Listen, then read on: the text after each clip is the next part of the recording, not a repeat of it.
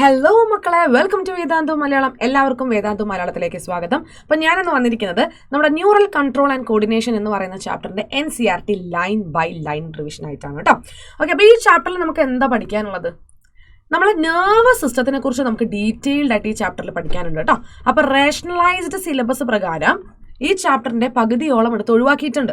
അതായത് reflex action, reflex ആർക്ക് മുതൽ അങ്ങോട്ടേക്കുള്ള കാര്യങ്ങളൊന്നും നമുക്ക് ഈ ചാപ്റ്ററിൽ പഠിക്കാനുള്ള ഐൻ്റെ സ്ട്രക്ചർ, ഇയറിന്റെ സ്ട്രക്ചർ, കാര്യങ്ങളൊന്നും പഠിക്കാനില്ല. ആകെ നമുക്ക് പഠിക്കാനുള്ളത് നമ്മുടെ നെർവസ് സിസ്റ്റത്തിനെ കുറിച്ച് മാത്രമാണ്. ഓക്കെ, സോ നെർവസ് സിസ്റ്റം അല്ലെങ്കിൽ നെർവസ് സിസ്റ്റം തന്നെയാണ് ന്യൂറൽ സിസ്റ്റം. അപ്പം ന്യൂറൽ സിസ്റ്റത്തിനെ കുറിച്ച് പഠിക്കണം, ന്യൂറോണിന്റെ സ്ട്രക്ചർ അല്ലെ, എങ്ങനെയാണ് ഒരു നെർവ് ഇമ്പൾസ് ഉണ്ടാവുന്നത്, ട്രാൻസ്മിറ്റ് ആവുന്നത്, അതേപോലെ നമ്മുടെ ബ്രെയിന്, ഇങ്ങനെയുള്ള കുറേ കാര്യങ്ങളാണ് നമുക്ക് ഈ ചാപ്റ്ററിൽ പഠിക്കാനുള്ളത് കേട്ടോ. ഓക്കെ, സോ എന്താണ് കൺട്രോൾ, എന്താണ് കോർഡിനേഷൻ അല്ലെ? നമ്മളെ ബോഡിയിലെ ഓർഗൻ സിസ്റ്റംസ് ഒക്കെ ഇങ്ങനെ പ്രവർത്തിച്ചുകൊണ്ടേയിരിക്കുന്നുണ്ട്. പക്ഷെ ഇവരുടെയൊക്കെ ഈ ഫങ്ഷൻസിനെ, ഇവരുടെയൊക്കെ ഈ പ്രവർത്തനത്തിനെ നമ്മൾ എന്ത് ചെയ്യണം? കൺട്രോൾ ചെയ്യണം ആൻഡ് കോർഡിനേറ്റ് ചെയ്യണം. എന്തിനു വേണ്ടിയിട്ടാണ്? നമ്മുടെ ബോഡിയുടെ ഹോമിയോസ്റ്റാസിസ് മെയിൻറ്റെയിൻ ചെയ്യാൻ വേണ്ടിയിട്ട്. അപ്പം എന്താണ് കോർഡിനേഷൻ എന്ന് പറഞ്ഞാൽ, നമ്മുടെ ബോഡിയിൽ ഒന്നോ രണ്ടോ ഓർഗൻസ് അല്ലെ, രണ്ടിലധികം ഇഷ്ടംപോലെ ഓർഗൻസ് ഉണ്ട്. ഈ ഓർഗൻസിന്റെ എല്ലാവരുടെയും ഫങ്ഷൻസ് ഒരേപോലെ പ്രവർത്തിക്കണം അല്ലെ. അതായത് ഈ ഓർഗൻസ് എല്ലാവരുടെയും ഫങ്ഷൻ എന്ന് പറയുന്നത് ഒരേ രീതിയിൽ തന്നെ മുന്നോട്ടേക്ക് കൊണ്ടുപോകണം. എന്നാലേ നമുക്ക് എന്തെങ്കിലും ഒരു ആക്ടിവിറ്റി ചെയ്യാനായിട്ട് പറ്റുള്ളൂ. സോ ഓർഗൻസിന്റെ ഇടയിൽ ഒരു ഇന്ററാക്ഷൻ ഉണ്ടാവണം. എങ്ങനെയാണ് ഞാനത് സിമ്പിളായിട്ട് പറഞ്ഞു തരിക? അതായത് ഇപ്പം നമ്മൾ എന്തെങ്കിലും ഒരു ഫിസിക്കൽ എക്സസൈസ് ചെയ്യുകയാണ്, ഒരു ഫിസിക്കൽ ആക്ടിവിറ്റി ചെയ്യാന്ന് വിചാരിക്കുക. ആ സമയത്ത് നമ്മളെ ബോഡിയിലെ എനർജി ഡിമാൻഡ് കൂടും അല്ലെ. എനർജി ഡിമാൻഡ് കൂടുന്നത് എന്തുകൊണ്ടാണ്? മസിൽസ് ഒക്കെ കണ്ടിന്യൂസ് ആയിട്ട് വർക്ക് ചെയ്തുകൊണ്ടിരിക്കുകയാണ് അല്ലെ. അപ്പം മസിൽസിന്റെ ആക്ടിവിറ്റി നന്നായിട്ട് നടക്കണമെങ്കിൽ കൂടുതൽ എനർജി ഉണ്ടാവണം. ആ എനർജി സപ്ലൈ ഉണ്ടാവണമെങ്കിൽ നമുക്ക് എന്ത് വേണം? ഓക്സിജൻ വേണം അല്ലെ. അതായത് എനർജി ഉണ്ടാക്കണമെങ്കിൽ ഓക്സിജൻ വേണം. അപ്പോൾ അവിടെ ഓക്സിജന്റെ സപ്ലൈ കൂടണം. ഓക്കെ, അപ്പോൾ ഓക്സിജന്റെ സപ്ലൈ കൂടണമെങ്കിൽ നമ്മുടെ റെസ്പിറേഷന്റെ റേറ്റ് കൂടണം. റെസ്പിറേഷന്റെ റേറ്റ് മാത്രം കൂടിയാൽ മതിയോ? അല്ല അല്ലെ. കാരണം എന്താ? ഈ വരുന്ന ഓക്സിജൻ നമ്മുടെ ബ്ലഡുമായിട്ട് മിക്സ് ചെയ്യും. ഓക്കെ, അപ്പോൾ ബ്ലഡ് വരുന്നത് ഏത് സിസ്റ്റത്തിലാണ്? നമ്മുടെ സർക്കുലേറ്ററി സിസ്റ്റത്തിലാണ്, അല്ലെങ്കിൽ ബ്ലഡ് വാസ്കുലർ സിസ്റ്റത്തിലാണ് അല്ലേ. അപ്പോൾ അതിനനുസരിച്ച് നമ്മൾ ഹാർട്ട് ബീറ്റ് കൂടും, ബ്ലഡ് ഫ്ലോ കൂടും, ബ്ലഡ് വെസൽസിലൂടെ കൂടുതൽ ബ്ലഡ് പമ്പ് ചെയ്യപ്പെടും. അതിനനുസരിച്ച് ബ്ലഡൊക്കെ ടിഷ്യൂസിന് ഓക്സിജനെ ഡെലിവർ ചെയ്യും, ടിഷ്യൂസ് എനർജീനെ ഉണ്ടാക്കും. ഓക്കെ, അപ്പോൾ എനർജി സപ്ലൈ അവിടെ ഉണ്ടാവുന്നുണ്ട് ആൻഡ് അതിനനുസരിച്ച് നമുക്ക് നന്നായിട്ട് ഫിസിക്കൽ ആക്ടിവിറ്റി ചെയ്യാനായിട്ട് പറ്റും. അപ്പോൾ ഇവിടെ നിങ്ങളൊന്ന് ആലോചിച്ച് നോക്കിക്കുക, റെസ്പിറേറ്ററി സിസ്റ്റവും സർക്കുലേറ്ററി സിസ്റ്റവും എല്ലാം ഒരേപോലെ എന്ത് ചെയ്യുന്നുണ്ട്? പ്രവർത്തിക്കുന്നുണ്ട്. അവരുടെ ഇടയിൽ ഒരു ഇന്ററാക്ഷൻ ഉണ്ട്, ഒരു കോർഡിനേഷൻ ഉണ്ട്. അതാണ് നമ്മൾ കോർഡിനേഷൻ എന്ന് പറയുന്നത് കേട്ടോ. ആൻഡ് എങ്ങനെ നമുക്കിത് കൺട്രോൾ ചെയ്യാൻ പറ്റും? അതായത് നമ്മൾ ആ ഫിസിക്കൽ ആക്ടിവിറ്റി, ആ ഫിസിക്കൽ എക്സസൈസ് നമ്മൾ സ്റ്റോപ്പ് ചെയ്തെന്ന് വിചാരിക്കുക. അപ്പം നമ്മുടെ നെർവ്സിൻ്റെ ആക്ടിവിറ്റി, നമ്മുടെ ലങ്സ്, ഹാർട്ട്, കിഡ്നി, ഇതെല്ലാം തിരിച്ച് അവരുടെ നോർമൽ കണ്ടീഷനിലേക്ക് പോകും അല്ല. അവരുടെ പ്രവർത്തനം എന്ന് പറയുന്നത് നോർമൽ ആകും, ആ റേറ്റ് അങ്ങ് കുറയും. Okay, so control and coordination എന്ന് പറയുന്നത് ഇത് തന്നെയാണ്. സോ ഈ ഓർഗൻസിൻ്റെയും ഓർഗൻ സിസ്റ്റത്തിൻ്റെയും ഒക്കെ കൺട്രോളും അവരുടെയൊക്കെ ഈ ഒരു കോർഡിനേഷനും ആരുടെ ചുമതലയിലാണ്? നമ്മുടെ നെർവസ് സിസ്റ്റത്തിന്റെ ചുമതലയിലാണ് കേട്ടോ. ഓക്കെ, മസിൽസിന്റെ ഫംഗ്ഷൻ, ലങ്സിന്റെ, ഹാർട്ടിന്റെ, നമ്മുടെ ബ്ലഡ് വെസൽസിന്റെ, കിഡ്നിയുടെ, അങ്ങനെയുള്ള എല്ലാ ഓർഗൻസിന്റെയും ആ ഒരു കോർഡിനേറ്റഡ് ആക്ടിവിറ്റി എന്ന് പറയുന്നത് under the control of our nervous system. Okay, nervous system മാത്രമല്ല കേട്ടോ, നമ്മുടെ ബോഡിയിൽ ന്യൂറൽ സിസ്റ്റവും നമ്മുടെ എൻഡോക്രൈൻ സിസ്റ്റവും ഒരുമിച്ച് ഈ ഒരു കാര്യത്തിന് വേണ്ടിയിട്ട് പ്രവർത്തിക്കുന്നുണ്ട്. സോ നെർവസ് സിസ്റ്റം നമുക്കറിയാം, നെർവസ് സിസ്റ്റത്തിൽ ബ്രെയിൻ വരുന്നുണ്ട് അല്ലെ, നമ്മുടെ സ്പൈനൽ കോഡൊക്കെ വരുന്നുണ്ട്. അപ്പം ഈ ബ്രെയിൻ എന്ന് പറയുന്നത് നമ്മുടെ ബോഡിയിലെ തന്നെ ഏറ്റവും പ്രധാനപ്പെട്ട ആളാണ്. അപ്പം ഇയാളാണ് നമ്മുടെ ബോഡിയിലെ ബാക്കിയുള്ള എല്ലാ ഓർഗൻസിനെയും, ബാക്കിയുള്ള എല്ലാ ഓർഗൻ സിസ്റ്റത്തിനെയൊക്കെ കൺട്രോൾ ചെയ്യുന്നത്. ഇതിന്റെ കൂടെ തന്നെ നമ്മൾ അടുത്ത ചാപ്റ്ററിൽ പഠിക്കും എൻഡോക്രൈൻ സിസ്റ്റം ഉണ്ട്. ഈ എൻഡോക്രൈൻ സിസ്റ്റം എന്ത് റിലീസ് ചെയ്യും? ഹോർമോൺസിനെ റിലീസ് ചെയ്യും. ഈ ഹോർമോൺസ് നമ്മുടെ ബോഡിയിലെ പല പ്രവർത്തനങ്ങളെയും കൺട്രോൾ ചെയ്യുന്നുണ്ട്. ഓക്കെ, സോ ന്യൂറൽ സിസ്റ്റവും അതേപോലെ തന്നെ എൻഡോക്രൈൻ സിസ്റ്റവുമാണ് നമ്മളെ ബോഡിയുടെ കൺട്രോളും കോർഡിനേഷനും ചെയ്യുന്നത്. അപ്പം ന്യൂറൽ സിസ്റ്റത്തിൽ എന്തൊക്കെയാണുള്ളത്? അപ്പം ന്യൂറൽ സിസ്റ്റം എന്ന് പറയുന്നത് ആക്ച്വലി അതൊരു കണക്റ്റഡ് നെറ്റ്വർക്കാണ്. അതെന്താ അങ്ങനെ പറയാൻ കാരണം? ഇപ്പം ഞാൻ എന്നെ ഇവിടെ ടച്ച് ചെയ്താൽ ആ ടച്ച് എന്ന് പറയുന്നൊരു ആ ഒരു സ്റ്റിമുലസ് അല്ലെ, ആ ഒരു കാര്യം എൻ്റെ ബ്രെയിനിലേക്ക് എത്തി, ബ്രെയിനിൽ നിന്ന് റെസ്പോൺസ് തിരിച്ചു വന്ന്, അങ്ങനെയാണ് ഞാൻ ഈ ഒരു സ്പർശം ഞാൻ മനസ്സിലാക്കുന്നത്. കണ്ണിലേക്ക് കയറുന്ന ലൈറ്റ് നമ്മുടെ ബ്രെയിനിലേക്ക് പോയി, ബ്രെയിനിൽ നിന്ന് റെസ്പോൺസ് തിരിച്ചു വരുമ്പോഴാണ് നമുക്ക് കാഴ്ച എന്ന് പറയുന്നൊരു അനുഭൂതി, ഒരു അനുഭവം ഉണ്ടാവുന്നത് അല്ലേ. So neural system is A network of point two point connections. Okay, ഇനി എൻഡോക്രൈൻ സിസ്റ്റം ഞാൻ ഓൾറെഡി പറഞ്ഞു. എൻഡോക്രൈൻ സിസ്റ്റം എന്ന് പറയുന്നത് മെയിൻ ആയിട്ട് ഹോർമോൺസിനെ റിലീസ് ചെയ്യുക. ഹോർമോൺസ് എന്ന് പറയുന്നത് കെമിക്കൽ മെസ്സഞ്ചേഴ്സ് ആണ്. സോ ഒരു കെമിക്കൽ ഇന്റഗ്രേഷൻ ആണ് നമുക്ക് എൻഡോക്രൈൻ സിസ്റ്റം തരുന്നത് കേട്ടോ. ഈ ചാപ്റ്ററിൽ നമ്മൾ ന്യൂറൽ സിസ്റ്റം ആണ് പഠിക്കാൻ പോകുന്നത്. എങ്ങനെയാണ് ആ ഒരു ന്യൂറൽ കോർഡിനേഷന്റെ മെക്കാനിസം നടക്കുന്നത്, നെർവ് ഇമ്പൾസ് എങ്ങനെ ഉണ്ടാവുന്നു, എങ്ങനെ ട്രാൻസ്മിറ്റ് ആവുന്നു, എങ്ങനെയാണ് സിനാപ്സിലൂടെ ഇമ്പൾസിന്റെ കണ്ടക്ഷൻ നടക്കുന്നത്, ഇങ്ങനെയുള്ള എല്ലാ കാര്യങ്ങളും നമ്മൾ ഈ ചാപ്റ്ററിൽ ഡീറ്റെയിൽഡ് ആയിട്ട് പഠിക്കും. Okay, so neural system. അപ്പോൾ ആക്ച്വലി എല്ലാ ആനിമൽസിനും ഒരു ന്യൂറൽ സിസ്റ്റം ഉണ്ട്. പക്ഷെ എല്ലാ ന്യൂറൽ സിസ്റ്റവും ഒരുപോലെ അല്ല എന്ന് മാത്രം അല്ലേ. ഓക്കെ, അപ്പം അനിമൽസിന്റെ ഒക്കെ ന്യൂറൽ സിസ്റ്റം ഉണ്ടാക്കി വെച്ചിരിക്കുന്നത് ഹൈലി സ്പെഷ്യലൈസ്ഡ് സെൽസിനെ കൊണ്ടാണ്. ഈ ഹൈലി സ്പെഷ്യലൈസ്ഡ് സെൽസിനെ വിളിക്കുന്ന പേരാണ് ന്യൂറോൺസ്. എന്താണ് വിളിക്കുക? ന്യൂറോൺസ്. സോ നമ്മുടെ ന്യൂറൽ സിസ്റ്റത്തിന്റെ അല്ലെങ്കിൽ നമ്മുടെ നെർവ് സിസ്റ്റത്തിന്റെ അടിത്തറ, ബേസിക് യൂണിറ്റ് അല്ലെ, basic structural and functional unit എന്ന് പറയുന്നത് എന്താണ്? ന്യൂറോൺസ് ആണ്. They are the highly specialised cells. എന്താ ഇവരുടെ പ്രത്യേകത എന്നറിയോ? ഇവർക്കൊരു സ്റ്റിമുലസിനെ എന്ത് ചെയ്യാൻ പറ്റും? ഡിറ്റക്ട് ചെയ്യാൻ പറ്റും, അവരെ സ്വീകരിക്കാൻ പറ്റും, ആൻഡ് അതിനെ എന്ത് ചെയ്യാൻ പറ്റും? ട്രാൻസ്മിറ്റ് ചെയ്യാൻ പറ്റും. ഇതാണ് ന്യൂറോൺസിന്റെ ഏറ്റവും വലിയ പ്രത്യേകത. അപ്പൊ ഇത് ബേസിക് ആയിട്ട് നമുക്ക് എങ്ങനെ മനസ്സിലാക്കാം? മക്കളെ നോക്കിക്കണം. അതായത് ഇപ്പൊ സ്റ്റിമുലൈ, ഫോർ എക്സാമ്പിൾ ലൈറ്റ് എന്ന് പറയുന്ന സ്റ്റിമുലൈ. ഓക്കെ, ലൈറ്റ് എന്ന് പറയുന്ന സ്റ്റിമുലൈ. ഈ സ്റ്റിമുലൈ നേരെ എത്തുന്നത് നമ്മുടെ സെൻസ് ഓർഗൻ ആയിട്ടുള്ള ഐയിലേക്കാണ്. സോ സ്റ്റിമുലസിനെ റിസീവ് ചെയ്യുന്നത് നമ്മുടെ സെൻസ് ഓർഗൻസോ അല്ലെങ്കിൽ നമ്മുടെ ബോഡി പാർട്സോ ആണ്. അപ്പൊ ലൈറ്റ് എന്ന് പറയുന്ന സ്റ്റിമുലൈനെ റിസീവ് ചെയ്യുന്നത് നമ്മളെ ഐസ് ആണ്.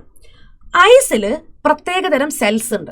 ഈ സെൽസിനെ വിളിക്കുന്ന പേരാണ് റിസെപ്റ്റേഴ്സ്. എന്താണ് വിളിക്കുക? റിസെപ്റ്റേഴ്സ്. ഈ റിസെപ്റ്റേഴ്സ് എന്താ ചെയ്യുക? റിസെപ്റ്റേഴ്സ് സ്റ്റിമുലസിനെ സ്വീകരിക്കും. ഇപ്പൊ ലൈറ്റ് ആണെങ്കിൽ നമ്മളെ കണ്ണിന്റെ ഉള്ളിലുള്ള റിസെപ്റ്റേഴ്സ് ലൈറ്റിനെ സ്വീകരിക്കും. ഓക്കെ, കണ്ണിന്റെ ഉള്ളിലുള്ള റിസെപ്റ്റേഴ്സ് നിങ്ങൾക്ക് ഓൾറെഡി അറിയാം, ഫോട്ടോ റിസെപ്റ്റേഴ്സ് ആണ് കേട്ടോ. ഇപ്പൊ നമ്മുടെ ബോഡി പാർട്ടിൽ സെൻസ് ഓർഗൻസിലൊക്കെ ഇഷ്ടംപോലെ റിസെപ്റ്റേഴ്സ് ഉണ്ട്. അപ്പൊ ഈ റിസെപ്റ്റേഴ്സ് സ്റ്റിമുലസിനെ സ്വീകരിക്കുന്നു. എന്നിട്ട് ബ്രെയിനിന് മനസ്സിലാവുന്ന മെസ്സേജ് ആക്കി ഇതിനെ മാറ്റുന്നു. അതെന്ത് മെസ്സേജ് ആടാ? ഇമ്പൾസ് അല്ലെ. ഇമ്പൾസ് ആക്കി ഇതിനെ മാറ്റുന്നു. ഇമ്പൾസ് എന്ന് പറഞ്ഞാൽ എന്താണ്? ഇമ്പൾസ് എന്ന് പറഞ്ഞാൽ ഒന്നുമില്ല, ഇലക്ട്രിക് ചാർജ് ആണ്. ഇലക്ട്രിക് ചാർജ്, അതായത് പോസിറ്റീവ് നെഗറ്റീവ് ചാർജസ് ആണ് എന്തെന്ന് പറയുന്നത്? ഇമ്പൾസ് എന്ന് പറയുന്നത്. അപ്പൊ റിസെപ്റ്റർ സ്റ്റിമുലൈന് സ്വീകരിച്ചു, അതിൽ നിന്ന് ഇമ്പൾസ് ജനറേറ്റ് ചെയ്തു. ഈ ഇമ്പൾസ് നേരെ എങ്ങോട്ടേക്ക് പോകണം? അതിൻ്റെ ഒരു മെസ്സേജ് അല്ലേ. ഈ മെസ്സേജ് നേരെ നമ്മുടെ ബ്രെയിനിലേക്കൊക്കെ പോകണം, അല്ലെങ്കിൽ നമ്മുടെ സെൻട്രൽ നെർവസ് സിസ്റ്റത്തിലേക്ക് പോകണം. ഓക്കെ, സോ ഈ ഒരു മെസ്സേജിനെ നമ്മുടെ സെൻട്രൽ നെർവസ് സിസ്റ്റത്തിലേക്ക് അല്ലെങ്കിൽ നമ്മുടെ ബ്രെയിനിലേക്കൊക്കെ എത്തിക്കുന്നത് ന്യൂറോൺസ് ആണ്. ഓക്കെ, അപ്പം ബ്രെയിനിലേക്ക് കൊണ്ടുപോകുന്ന ന്യൂറോണിനെ നമ്മൾ സെൻസറി ന്യൂറോൺ എന്നാണ് വിളിക്കുക. എന്ത് വിളിക്കുക? Sensory neuron. അപ്പൊ സെൻസറി ന്യൂറോൺ വഴി എന്ത് ചെയ്യും? ഈ ഒരു ഇമ്പൾസ് നമ്മുടെ സെൻട്രൽ നെർവസ് സിസ്റ്റം അല്ലെങ്കിൽ ബ്രെയിനിലേക്ക് വരും. അപ്പൊ ബ്രെയിൻ ഈ മെസ്സേജിനെ സ്വീകരിക്കും, നോക്കും, എന്താ സംഭവം, ലൈറ്റ് വന്നിട്ടുണ്ടല്ലേ, അപ്പൊ അതിന്റെ അർത്ഥം എത്രയും പെട്ടെന്ന് കാഴ്ച പോസിബിൾ ആക്കി കൊടുക്കണം. അപ്പൊ തന്നെ ബ്രെയിൻ ഒരു റെസ്പോൺസ് ഉണ്ടാക്കും. ഈ റെസ്പോൺസിനെ തിരിച്ചു കൊണ്ടുപോകുന്നതും ന്യൂറോൺസ് തന്നെയാണ്. ഏത് ന്യൂറോൺസ് ആണ്? മോട്ടോർ ന്യൂറോൺസ് ആണ്. എന്താണ്? മോട്ടോർ ന്യൂറോൺസ് ആണ്. മോട്ടോർ ന്യൂറോൺസ് ഈ ഒരു റെസ്പോൺസിനെ നേരെ നമ്മുടെ എഫക്റ്റർ ഓർഗൻ, ഏതാണോ ഓർഗൻ, ആ ഓർഗനിലേക്ക് എത്തിക്കും. അപ്പോഴാണ് നമുക്ക് ആ ഒരു അനുഭൂതി ഉണ്ടാകുന്നത്. അതായത് ഇപ്പൊ ഇവിടെ കാഴ്ചയാണെങ്കിൽ മോട്ടോർ ന്യൂറോൺ നമ്മുടെ കണ്ണിലേക്ക് തിരിച്ച മെസ്സേജിനെ എത്തിക്കും, റെസ്പോൺസിനെ എത്തിക്കും. അപ്പോഴാണ് നമുക്ക് മുന്നിലുള്ള എല്ലാ കാര്യങ്ങളും കാണാനായിട്ട് പറ്റുന്നത്. അപ്പൊ ഇത് ബേസിക് ആയിട്ട് അറിഞ്ഞിരിക്കുക കേട്ടോ. അപ്പൊ ന്യൂറോൺ എന്ന് പറഞ്ഞാൽ എന്താ? ഇവിടെ ഒരു പോസ്റ്റ്മാന്റെ ജോലിയാണ് എടുക്കുന്നത് അല്ലെ. അതായത് റിസപ്റ്റർ ഉണ്ടാക്കിയ ഇമ്പൾസിനെ ബ്രെയിനിലേക്ക് എത്തിക്കുന്നു, ബ്രെയിൻ ഉണ്ടാക്കിയ റെസ്പോൺസിനെ തിരിച്ച് നമ്മുടെ ബോഡി പാർട്ടിലേക്ക് എത്തിക്കുന്നു. ഇതാണ് ഇവിടെ ന്യൂറോണിന്റെ പരിപാടി. അപ്പൊ മില്യൺസ് ഓഫ് ന്യൂറോൺസ് നമ്മുടെ ബോഡിയിലുണ്ട്. സോ ഞാൻ ഇവിടെ ടച്ച് ചെയ്തു, അപ്പൊ എന്റെ സ്കിന്നിലുള്ള റിസപ്റ്റേഴ്സ് എന്ത് ചെയ്യും? ആ ഒരു സ്റ്റിമുലൈ, ടച്ച് എന്ന് പറയുന്ന സ്റ്റിമുലൈനെ സ്വീകരിക്കും. എന്നിട്ട് അവരതിനനുസരിച്ച് ഇമ്പൾസിനെ ഉണ്ടാക്കും. ഈ ഇമ്പൾസ് ഇഷ്ടം പോലെ ന്യൂറോൺസ് വഴി ഇങ്ങനെ കൈമാറ്റം ചെയ്ത് എൻ്റെ ബ്രെയിനിലേക്ക് എത്തും. ബ്രെയിൻ റെസ്പോൺസ് ഉണ്ടാക്കും. ആ റെസ്പോൺസ് ഇതേപോലെ അനവധി ന്യൂറോൺസിലൂടെ കടന്നു വന്നാണ് എൻ്റെ കയ്യിലേക്ക് എത്തുന്നത്, സ്കിന്നിലേക്ക് എത്തുന്നത്. അപ്പോഴാണ് ഞാൻ ഈ ടച്ച് മനസ്സിലാക്കുന്നത്. ഓക്കെ, ഇതാണ് ബേസിക് ആയിട്ട് നമ്മുടെ നെർവസ് സിസ്റ്റത്തിന്റെ ഒരു പ്രവർത്തനം എന്ന് പറയുന്നത്. അപ്പൊ നിങ്ങൾക്കൊരു കാര്യം മനസ്സിലായിട്ടുണ്ടാവും. അതായത് 2 ടൈപ്പ് ന്യൂറോൺസ് ഞാൻ ഇവിടെ പറഞ്ഞു. അതായത് നമ്മുടെ ബോഡി പാർട്സിൽ നിന്ന് വരുന്ന ഇമ്പൾസുകളെ ബ്രെയിനിലേക്ക് എത്തിക്കുന്നത് സെൻസറി ന്യൂറോൺസ് ആണ്. ആൻഡ് നമ്മുടെ ബ്രെയിൻ ഉണ്ടാക്കുന്ന റെസ്പോൺസ് ആയിട്ടുള്ള ഇമ്പൾസുകളെ തിരിച്ച് ബോഡി പാർട്സിലേക്ക് കൊണ്ടുവരുന്നത് മോട്ടോർ ന്യൂറോൺസ് ആണ്. ഓക്കെ, ഈ സെൻസറി ന്യൂറോൺസിന്റെ ആ ഒരു പാത്വേ, അതിനെ വിളിക്കുന്ന പേര്, അതായത് സെൻസറി ന്യൂറോൺസിന്റെ പാത്വേനെ വിളിക്കുന്ന പേരാണ് എഫറന്റ് പാത്വേ അല്ലെങ്കിൽ എഫറന്റ് ഫൈബേഴ്സ്. അതായത് സെൻസറി ന്യൂറോൺസിന്റെ അല്ലെങ്കിൽ സെൻസറി നെർവ്സിന്റെ ഒരു കൂട്ടം അല്ല, അതിനെ വിളിക്കുന്ന പേരാണ് എഫറന്റ് ഫൈബേഴ്സ്. ആൻഡ് ആ പാത്വേ ആണ് എഫറന്റ് പാത്വേ. മോട്ടോർ ആണെങ്കിലോ അത് ഇഫറന്റ് ആണ്. ഓക്കെ, അതെന്താണ്? ഇഫറന്റ് ഫൈബേഴ്സ് അല്ലെങ്കിൽ ഇഫറന്റ് പാത്വേ ആണ്. അപ്പോൾ ഇത് ബേസിക് ആയിട്ട് അറിഞ്ഞിരിക്കുക കേട്ടോ. ഓക്കെ, സോ ശരിക്കും പറഞ്ഞ ഒരു ന്യൂറൽ സിസ്റ്റം വേർട്ടിബ്രേറ്റ്സിന് മാത്രമല്ല ഉള്ളത്, അത് ഇൻവേർട്ടിബ്രേറ്റ്സിനും ഉണ്ട് അല്ലേ. ഇൻവേർട്ടിബ്രേറ്റ്സ് എന്ന് പറയുമ്പോൾ ഇപ്പം നമ്മൾ ലോവർ ഇൻവേർട്ടിബ്രേറ്റ്സിന്റെ എക്സാമ്പിൾ നമുക്ക് എടുത്ത് നോക്കാം. ഫോർ എക്സാമ്പിൾ നമ്മൾ നിഡേരിയയിൽ വരുന്ന ഹൈഡ്രയുടെ ബോഡിയിലുള്ള ന്യൂറൽ ഓർഗനൈസേഷൻ എന്ന് പറയുന്നത് കുറേ ന്യൂറോൺസിന്റെ നെറ്റ്വർക്കാണ്. അതായത് ഹൈഡ്രയിൽ നമുക്ക് ഒരു കൂട്ടം ന്യൂറോൺസിനെ കാണാം, അല്ലെങ്കിൽ നെറ്റ്വർക്ക് ഓഫ് ന്യൂറോൺസിനെ കാണാനായിട്ട് പറ്റും. അതാണ് അവരുടെ ബോഡിയുടെ കൺട്രോളും കോർഡിനേഷനും കാര്യങ്ങളൊക്കെ ചെയ്യുന്നത്. ഇനി നേരെ മറിച്ച് നമുക്ക് ഇൻസെക്ട്സിന്റെ കാര്യം നോക്കാം. അപ്പോൾ ഇൻസെക്ട്സ് എന്ന് പറയുമ്പോൾ അവരുടെ ന്യൂറൽ സിസ്റ്റം കുറച്ചും കൂടി ബെറ്റർ ആണ്, കുറച്ചും കൂടി ഡെവലപ്ഡ് ആണ്.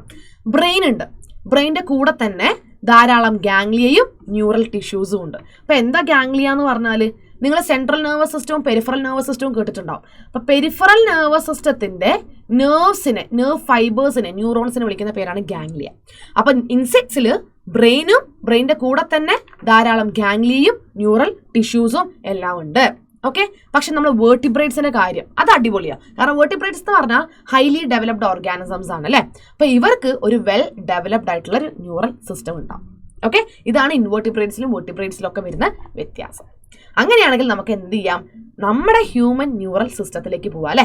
സോ ഹ്യൂമൻ ന്യൂറൽ സിസ്റ്റത്തിനെ നമുക്ക് രണ്ടായിട്ട് ഡിവൈഡ് ചെയ്യാം അല്ലെ. നമ്മുടെ നെർവസ് സിസ്റ്റത്തിനെ അല്ലെങ്കിൽ ന്യൂറൽ സിസ്റ്റത്തിനെ നമുക്ക് രണ്ടായിട്ട് ഡിവൈഡ് ചെയ്യാം. ഒന്ന് സെൻട്രൽ നെർവസ് സിസ്റ്റവും മറ്റൊന്ന് പെരിഫറൽ നെർവസ് സിസ്റ്റവുമാണ്. ഒന്നെന്താണെടാ? Central nervous system. ഏറ്റവും പ്രധാനപ്പെട്ട ആൾ സെൻട്രൽ നെർവസ് സിസ്റ്റം ആണ് കേട്ടോ. പിന്നെ ഒന്ന് peripheral nervous system. Central nervous സിസ്റ്റത്തിന്റെ അസിസ്റ്റന്റ് ആണ് പെരിഫറൽ നെർവസ് സിസ്റ്റം എന്ന് പറയുന്നത്. സെൻട്രൽ നെർവസ് സിസ്റ്റത്തിൽ വരുന്ന രണ്ടാൾക്കാർ ആരൊക്കെയാ? ഒന്ന് ബ്രെയിൻ ആണ്, മറ്റൊന്ന് സ്പൈനൽ കോഡാണ്. ഒന്നാരാണ്? ബ്രെയിന് ആൻഡ് മറ്റൊന്നാരാണ്?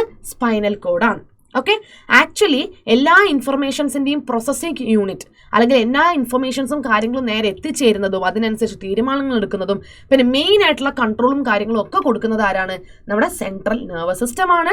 അല്ലെങ്കിൽ സെൻട്രൽ നെർവസ് സിസ്റ്റത്തിൽ വരുന്ന ബ്രെയിനും സ്പൈനൽ കോഡുമാണ്. അപ്പോൾ പെരിഫറൽ നെർവസ് സിസ്റ്റത്തിൽ എന്താ വരുന്നത്? അതായത് നിങ്ങൾ നോക്കിക്കേ, നമ്മുടെ ബ്രെയിനിൽ നിന്ന് ധാരാളം നെർവ്സ് വരുന്നുണ്ട്. ആ നെർവ്സിനെ നമ്മൾ വിളിക്കുന്ന പേരാണ് ക്രേനിയൽ നെർവ്സ്. ഈ ക്രേനിയൽ നെർവ്സ് പെരിഫറൽ നെർവസ് സിസ്റ്റത്തിന്റെ ഭാഗമാണ്. അതേപോലെ നമ്മുടെ സ്പൈനൽ കോഡിൽ നിന്ന് ധാരാളം നെർവ്സ് വരുന്നുണ്ട്.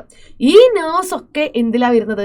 പെരിഫറൽ നെർവസ് സിസ്റ്റത്തിന്റെ ഭാഗമാണ്. ഓക്കെ, അതായത് സ്പൈനൽ നെർവ്സും ക്രേനിയൽ നെർവ്സും പെരിഫറൽ നെർവസ് സിസ്റ്റത്തിന്റെ ഭാഗമാണ്. ഓക്കെ അല്ലേ? മനസ്സിലായല്ലോ? യെസ്. ഇനി നെർവ് ഫൈബേഴ്സ് 2 ടൈപ്സ് ഉണ്ട്. നെർവ് ഫൈബേഴ്സ് 2 ടൈപ്സ് ഉണ്ട്. ഏതൊക്കെയാണ്? ഞാൻ നേരത്തെ പറഞ്ഞു, ഒന്ന് എഫറന്റ് ഫൈബേഴ്സ് ആണ്, മറ്റൊന്ന് ഇഫറന്റ് ഫൈബേഴ്സ് ആണ്. എന്തിനാണ് എഫറന്റ് നെർവ് ഫൈബേഴ്സ് ഉള്ളത്? അതായത് ഇമ്പൾസുകളെ നമ്മുടെ ടിഷ്യൂസിൽ നിന്നോ ഓർഗൻസിൽ നിന്നോ നമ്മുടെ ബോഡി പാർട്സിൽ നിന്നോ നേരെ സെൻട്രൽ നെർവസ് സിസ്റ്റത്തിലേക്ക്, അതായത് ബ്രെയിനിലേക്കോ സ്പൈനൽ കോഡിലേക്കോ കൊണ്ടുപോയി എത്തിക്കുന്ന ആളാണ് എഫറന്റ് നെർവ് ഫൈബേഴ്സ്. പക്ഷെ ഇഫറന്റ് ഫൈബേഴ്സ് എന്ന് പറഞ്ഞാൽ എന്താ? ഇമ്പൾസുകളെ, റെസ്പോൺസുകളെ സെൻട്രൽ നെർവസ് സിസ്റ്റത്തിൽ നിന്ന് നമ്മുടെ ടിഷ്യൂസിലേക്കോ ഓർഗൻസിലേക്കോ കൊണ്ടുപോയി എത്തിക്കുന്ന ആളാണ് എന്തെന്ന് പറയുന്നത്? ഇഫറന്റ് ഫൈബേഴ്സ് എന്ന് പറയുന്നത്. അപ്പൊ പെരിഫറൽ നെർവസ് സിസ്റ്റത്തിൽ തന്നെ 2 തരം ഫൈബേഴ്സ് ഉണ്ട്. ഒന്ന് എഫറന്റ്, ഒന്ന് ഇഫറന്റ്. കൊണ്ടുപോകുന്ന ആള് എഫറന്റ്, തിരിച്ചു കൊണ്ടുവരുന്ന ആള് ഇഫറന്റ് ഫൈബേഴ്സ് ആണ്. ഇനി എങ്ങനെ നമുക്ക് നമ്മുടെ പെരിഫറൽ നെർവസ് സിസ്റ്റത്തിനെ ക്ലാസിഫൈ ചെയ്യാം? പെരിഫറൽ നെർവസ് സിസ്റ്റം വീണ്ടും നമുക്ക് 2ആയിട്ട് ഡിവൈഡ് ചെയ്യാം. ഒന്ന് സൊമാറ്റിക് നെർവസ് സിസ്റ്റം അല്ലെങ്കിൽ സൊമാറ്റിക് ന്യൂറൽ സിസ്റ്റവും മറ്റൊന്ന് ഓട്ടോണോമിക് നെർവസ് സിസ്റ്റം അല്ലെങ്കിൽ ഓട്ടോണോമിക് ന്യൂറൽ സിസ്റ്റവും. കണ്ടില്ലേ? ഒന്ന് സൊമാറ്റിക്കും മറ്റൊന്ന് ഓട്ടോണോമിക് ന്യൂറൽ സിസ്റ്റവുമാണ്. എന്തിനാണ് സൊമാറ്റിക് ന്യൂറൽ സിസ്റ്റം ഉള്ളത്?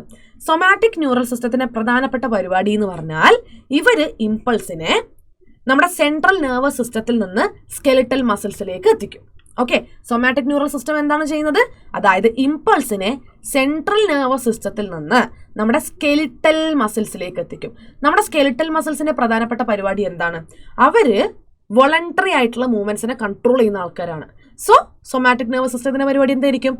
ഈ ഒരു ഇമ്പൾസിനെ സെൻട്രൽ നെർവസ് സിസ്റ്റത്തിൽ നിന്ന് സ്കെലിറ്റൽ മസിൽസിലേക്ക് എത്തിച്ച് സ്കെലിറ്റൽ മസിൽസിന്റെ ഒക്കെ ആ ഒരു വോളണ്ടറി മൂവ്മെന്റ്സിനെ, ഇൻവോളണ്ടറി അല്ല കേട്ടോ, അങ്ങനെയാണ് ഞാൻ പറഞ്ഞത്. വോളണ്ടറി ആണ് ഐച്ഛിക പ്രവർത്തനങ്ങൾ, നമ്മളെ ഇഷ്ടപ്രകാരം നമ്മൾ ചെയ്യുന്ന പ്രവർത്തനങ്ങളാണ് വോളണ്ടറി മൂവ്മെന്റ്സ്. ഈ വോളണ്ടറി മൂവ്മെന്റ്സിനെ കൺട്രോൾ ചെയ്യാനാണ് ഇവരുടെ പരിപാടി. ഓക്കെ, യെസ്, കണ്ടില്ലേ? അടുത്തതാണ് autonomic nervous system. Autonomic nervous system ഇമ്പൾസുകളെ സെൻട്രൽ നെർവസ് സിസ്റ്റത്തിൽ നിന്ന് നേരെ കൊണ്ടുപോയി എത്തിക്കുന്നത് നമ്മുടെ സ്മൂത്ത് മസിൽസിലേക്കും ഇൻവോളണ്ടറി ഓർഗൻസിലേക്കും ഒക്കെയാണ്. അതായത് നമ്മളെ ഇഷ്ടപ്രകാരം ചെയ്യാത്ത മൂവ്മെന്റ്സ് ആണ് ഇൻവോളണ്ടറി മൂവ്മെന്റ്സ്. ഈ ഇൻവോളണ്ടറി മൂവ്മെന്റ്സ് കാണിക്കുന്ന ആൾക്കാർ നമ്മളെ എന്താ പറയുക ഹാർട്ടോ അല്ലെങ്കിൽ സ്മൂത്ത് മസിൽസ് എടുത്ത് പറയുകയാണെങ്കിൽ ഏതൊക്കെ നമുക്ക് പറയാം, സ്റ്റൊമക്ക്, ഇൻറ്റസ്റ്റൈൻ, ഇങ്ങനെയുള്ള നമ്മുടെ ഇന്റേണൽ ഓർഗൻസ് ഉണ്ടാവും. ഈ ഇന്റേണൽ ഓർഗൻസിലേക്ക് ഇമ്പൾസുകളെ നമ്മുടെ സെൻട്രൽ നെർവസ് സിസ്റ്റത്തിൽ നിന്നും എത്തിക്കുന്ന ആള്, അതാണ് നമ്മുടെ എന്തെന്ന് പറയുന്നത്, നമ്മുടെ ഓട്ടോണോമിക് നെർവസ് സിസ്റ്റം എന്ന് പറയുന്നത്. ഈ ഓട്ടോണോമിക് നെർവസ് സിസ്റ്റത്തിനെ നമുക്ക് വീണ്ടും രണ്ടാക്കി ഡിവൈഡ് ചെയ്യാം. ഏതൊക്കെയാണ്? സിംപത്തറ്റിക്കും പാരാസിംപത്തറ്റിക്കും neural system. Okay, autonomic nervous system is again divided into sympathetic and parasympathetic neural system. Emergency സിറ്റുവേഷൻസിൽ വർക്ക് ചെയ്യുന്ന ആൾക്കാരാണ് sympathetic and parasympathetic neural system. Emergency situation എന്ന് പറയുമ്പോൾ എന്താ സംഭവം? അതായത് ഇപ്പം നമ്മളെ ഇടവഴിയിലൂടെ നടന്നു പോകുമ്പോൾ ഒരു പട്ടി കടിക്കാൻ വന്നു, അല്ലെ? ആ പട്ടി കടിക്കാൻ വരുമ്പോൾ തന്നെ നമ്മളെ ജീവൻ പകുതി പോവും. അപ്പം നമ്മളെ വായിലെ വെള്ളം മറ്റും, നെഞ്ചെടുപ്പ് കൂടും, ബ്രീത്തിങ് റേറ്റ് കൂടും, ഇങ്ങനെ കുറേ ചേഞ്ചസ് ഒക്കെ ഉണ്ടാവുന്നില്ലേ? അങ്ങനെയുള്ള ചേഞ്ചസിന് കാരണം ഓട്ടോണോമിക് നെർവസ് സിസ്റ്റത്തിന്റെ ഭാഗമായിട്ടുള്ള സിംപത്തറ്റിക് പാരാസിംപത്തറ്റിക് സിസ്റ്റമാണ്. ഈ മാറ്റങ്ങളൊക്കെ കൂടുതലും ഉണ്ടാക്കുക സിംപത്തറ്റിക് സിസ്റ്റമാണ്. പക്ഷേ ഇതിൽ നിന്ന് നിങ്ങൾ രക്ഷപ്പെട്ട് വീട്ടിലെത്തി ഒന്ന് സമാധാനമായിട്ട് ഇരിക്കുമ്പം നിങ്ങളുടെ ഈ മാറ്റങ്ങളൊക്കെ തിരിച്ച് പഴയ രീതിയിലേക്ക് പോകും, അല്ലെ? സെലൈവ വീണ്ടും പ്രൊഡ്യൂസ് ആവും, ഹാർട്ട് ബീറ്റ് നോർമൽ ആവും, റെസ്പിറേഷൻ റേറ്റ് നോർമൽ ആവും. ഇതൊക്കെ പാരാസിംപത്തറ്റിക് ന്യൂറൽ സിസ്റ്റത്തിന്റെ പരിപാടിയാണ് കേട്ടോ. സോ ഇത്തരത്തിലുള്ള എമർജൻസി സിറ്റുവേഷൻസിൽ ഫ്ലൈറ്റ് ആൻഡ് ഫൈറ്റ് റെസ്പോൺസ് ഉണ്ടാക്കി തരുന്നത് സിംപത്തറ്റിക് ആൻഡ് പാരാസിംപത്തറ്റിക് സിസ്റ്റം. അതായത് സിറ്റുവേഷൻസിനെ ഒന്നില്ലെങ്കിൽ ഫേസ് ചെയ്യുക അല്ലെങ്കിൽ തിരിഞ്ഞുകൂടുക. ഇതെല്ലാം നമുക്ക് തോന്നിപ്പിക്കുന്നത് ഈ പറയുന്ന ആൾക്കാരാണ് കേട്ടോ. ഇത് കൂടാതെ നമ്മുടെ പെരിഫറൽ നെർവസ് സിസ്റ്റത്തിൽ മറ്റൊരാൾ കൂടിയുണ്ട്, അതാണ് വിസറൽ നെർവസ് സിസ്റ്റം. ഈ വിസറൽ നെർവസ് സിസ്റ്റം ഉണ്ടാക്കിയിട്ടുള്ളത് കോംപ്ലക്സ് ഓഫ് നെർവ്സിനെ കൊണ്ട്, ഫൈബേഴ്സിനെ കൊണ്ട്, ഗാംഗ്ലിയനെ കൊണ്ട് ആൻഡ് പ്ലെക്സസിനെ കൊണ്ടൊക്കെയാണ്. ഓക്കെ, എന്താണ്? അതായത് വിസറൽ നെർവസ് സിസ്റ്റം ഉണ്ടാക്കിയിട്ടുള്ളത് network of nerves, fibres, ganglia അല്ലെങ്കിൽ നെറ്റ്വർക്ക് ഓഫ് ന്യൂറോൺസ്, അതിനെയാണ് പ്ലെക്സസ് എന്ന് പറയാം. ഇതിനെ കൊണ്ടാണ് ഉണ്ടാക്കിയിട്ടുള്ളത് കേട്ടോ. ഓക്കെ, സോ വിസറൽ നെർവസ് സിസ്റ്റത്തിന്റെ പരിപാടി എന്ന് പറഞ്ഞാൽ ഇവർ ഇമ്പൾസിനെ സെൻട്രൽ നെർവസ് സിസ്റ്റത്തിൽ നിന്ന് നമ്മളെ വിസറ അല്ലെങ്കിൽ വിസറൽ ഓർഗൻസിലേക്ക് എത്തിക്കും, അല്ലെങ്കിൽ വിസറൽ ഓർഗൻസിൽ നിന്ന് തിരിച്ച് സെൻട്രൽ നെർവസ് സിസ്റ്റത്തിലേക്ക് ഇമ്പൾസിനെ കൊണ്ടുപോകും. വിസറൽ ഓർഗൻസ് എന്ന് പറയുന്നത് നമ്മുടെ ഇന്റേണൽ ഓർഗൻസ് ആണ്. അതായത് ഏതൊക്കെ വരാം? ഹാർട്ട്, ഓക്കെ, നമ്മുടെ ലങ്സ്, പിന്നെ നമ്മുടെ ലിവർ, പാൻക്രിയാസ്, ഇതൊക്കെ സോഫ്റ്റ് ഓർഗൻസാ അല്ലെങ്കിൽ വിസറൽ ഓർഗൻസാ. So to and from them, അതായത് സെൻട്രൽ നെർവസ് സിസ്റ്റത്തിൽ നിന്ന് ഇമ്പൾസുകളെ ഈ ഓർഗൻസിലേക്ക് എത്തിക്കുക, അല്ലെങ്കിൽ ഈ ഓർഗൻസിൽ നിന്ന് ഇമ്പൾസുകളെ സെൻട്രൽ നെർവസ് സിസ്റ്റത്തിലേക്ക് എത്തിക്കുക. ഇതിന് വേണ്ടിയിട്ടാണ് വിസറൽ നെർവസ് സിസ്റ്റം ഉള്ളത്. It is A part of peripheral nervous system. ഇതാണ് നമ്മുടെ ഹ്യൂമൻ നെർവസ് സിസ്റ്റത്തിന്റെ ക്ലാസിഫിക്കേഷൻ എന്ന് പറയുന്നത് കേട്ടോ. ഓക്കെ, അപ്പോൾ രണ്ട് പാർട്സ് ആണ്, central and peripheral. Central nervous സിസ്റ്റത്തിൽ ബ്രെയിനും സ്പൈനൽ കോഡ് വരും. പെരിഫറൽ നെർവസ് സിസ്റ്റത്തിൽ ക്രേനിയൽ നെർവ്സും സ്പൈനൽ നെർവ്സും വരും. അതുകൂടാതെ ഈ നെർവ് ഫൈബേഴ്സിനെ രണ്ടാക്കി ഡിവൈഡ് ചെയ്യാം, എഫറന്റ് ഫൈബേഴ്സും ഇഫറന്റ് ഫൈബേഴ്സും. ആൻഡ് പെരിഫറൽ നെർവസ് സിസ്റ്റത്തെ നമുക്ക് രണ്ടാക്കി ഡിവൈഡ് ചെയ്യാം, സൊമാറ്റിക് ആൻഡ് ഓട്ടോണോമിക്. ഓട്ടോണോമിക്കിൽ വീണ്ടും രണ്ടെണ്ണം, സിംപത്തറ്റിക്, പാരാസിംപത്തറ്റിക്. ഓക്കെ, പിന്നെ visceral nervous system is A part of peripheral nervous system. Okay, ഇനി നമുക്ക് അടുത്തത് പഠിക്കാനുള്ളതാണ് നമ്മുടെ നെർവസ് സിസ്റ്റത്തിന്റെ അടിത്തറ, അല്ലെങ്കിൽ നമ്മുടെ നെർവസ് സിസ്റ്റത്തിന്റെ basic unit, structural and functional unit. ആരാണത്? They are neurons. ആരാണടാ? ന്യൂറോൺസ്. അപ്പൊ ന്യൂറോണിന്റെ സ്ട്രക്ചർ നമുക്ക് ഡീറ്റെയിൽഡ് ആയിട്ട് പഠിക്കാനുണ്ട്. അപ്പൊ ഈ ന്യൂറോൺ എന്ന് പറയുന്നത് നമ്മുടെ ബോഡിയിൽ ലോങ്ങസ്റ്റ് സെല്ലാണ് കേട്ടോ. ഓക്കെ, വലിയ നീളം കൂടിയ സെല്ലാണ്, പക്ഷേ മൈക്രോസ്കോപ്പിക് സ്ട്രക്ചറാണ്. അതായത് മൈക്രോസ്കോപ്പിലൂടെയാണ് നമുക്ക് ന്യൂറോൺസിനെ കാണാനായിട്ട് പറ്റുക. പ്രധാനമായിട്ടും ന്യൂറോൺസിൽ 3 ഭാഗങ്ങൾ വരും. ഏതൊക്കെയാണ്? Cell body, dendrites, axon. എന്തൊക്കെ വരുന്നുണ്ടടാ? സെൽ ബോഡി വരുന്നുണ്ട്, ഡെൻഡ്രൈറ്റ്സ് വരുന്നുണ്ട്, ആക്സോൺസ് വരുന്നുണ്ട്. ഓക്കെ, ഈ സെൽ ബോഡിയിൽ എന്തൊക്കെ വരുന്നുണ്ട്? സൈറ്റോപ്ലാസം വരുന്നുണ്ട്, പിന്നെ സെൽ ഓർഗനൽസ് വരുന്നുണ്ട്, പിന്നെ കുറേ ഗ്രാനുലാർ ബോഡീസ്, അതായത് ഗ്രാന്യൂൾസ് ആയിട്ടുള്ള നീസൽസ് ഗ്രാന്യൂൾസും വരുന്നുണ്ട്. ഓക്കെ, അപ്പൊ ഇങ്ങനെ പറയുകയാണെങ്കിൽ നിങ്ങൾക്ക് ചിലപ്പോൾ അത് മനസ്സിലാവില്ല. അപ്പൊ നമുക്ക് ഡയഗ്രത്തിലേക്ക് വരാം കേട്ടോ. അപ്പൊ ചുരുക്കി പറഞ്ഞാൽ അപ്പൊ നിങ്ങൾക്ക് മനസ്സിലാവാൻ വേണ്ടിയിട്ട് ഞാൻ പറയാണ് കേട്ടോ. നമ്മുടെ ന്യൂറോണിന് ഒരു തലയും ഒരു വാലും ഉണ്ട്, അല്ലെ? ന്യൂറോണിന് എന്തുണ്ട്? ഒരു തലയും ഉണ്ട്, ഒരു വാലും ഉണ്ട്. അവരുടെ ഈ ഒരു തല, അതിനെ വിളിക്കുന്ന പേരാണ് സെൽ ബോഡി. ഓക്കെ, അതിനെ വിളിക്കുന്ന പേരെന്താടാ? Cell body. ഈ സെൽ ബോഡിയുടെ അകത്ത് എന്തിരിപ്പുണ്ട്? ന്യൂക്ലിയസ് ഇരിപ്പുണ്ട്. അതേപോലെ തന്നെ എന്തിരിപ്പുണ്ട്? സൈറ്റോപ്ലാസം ഇരിപ്പുണ്ട്. ഓക്കെ, സൈറ്റോപ്ലാസം ഇരിപ്പുണ്ട്.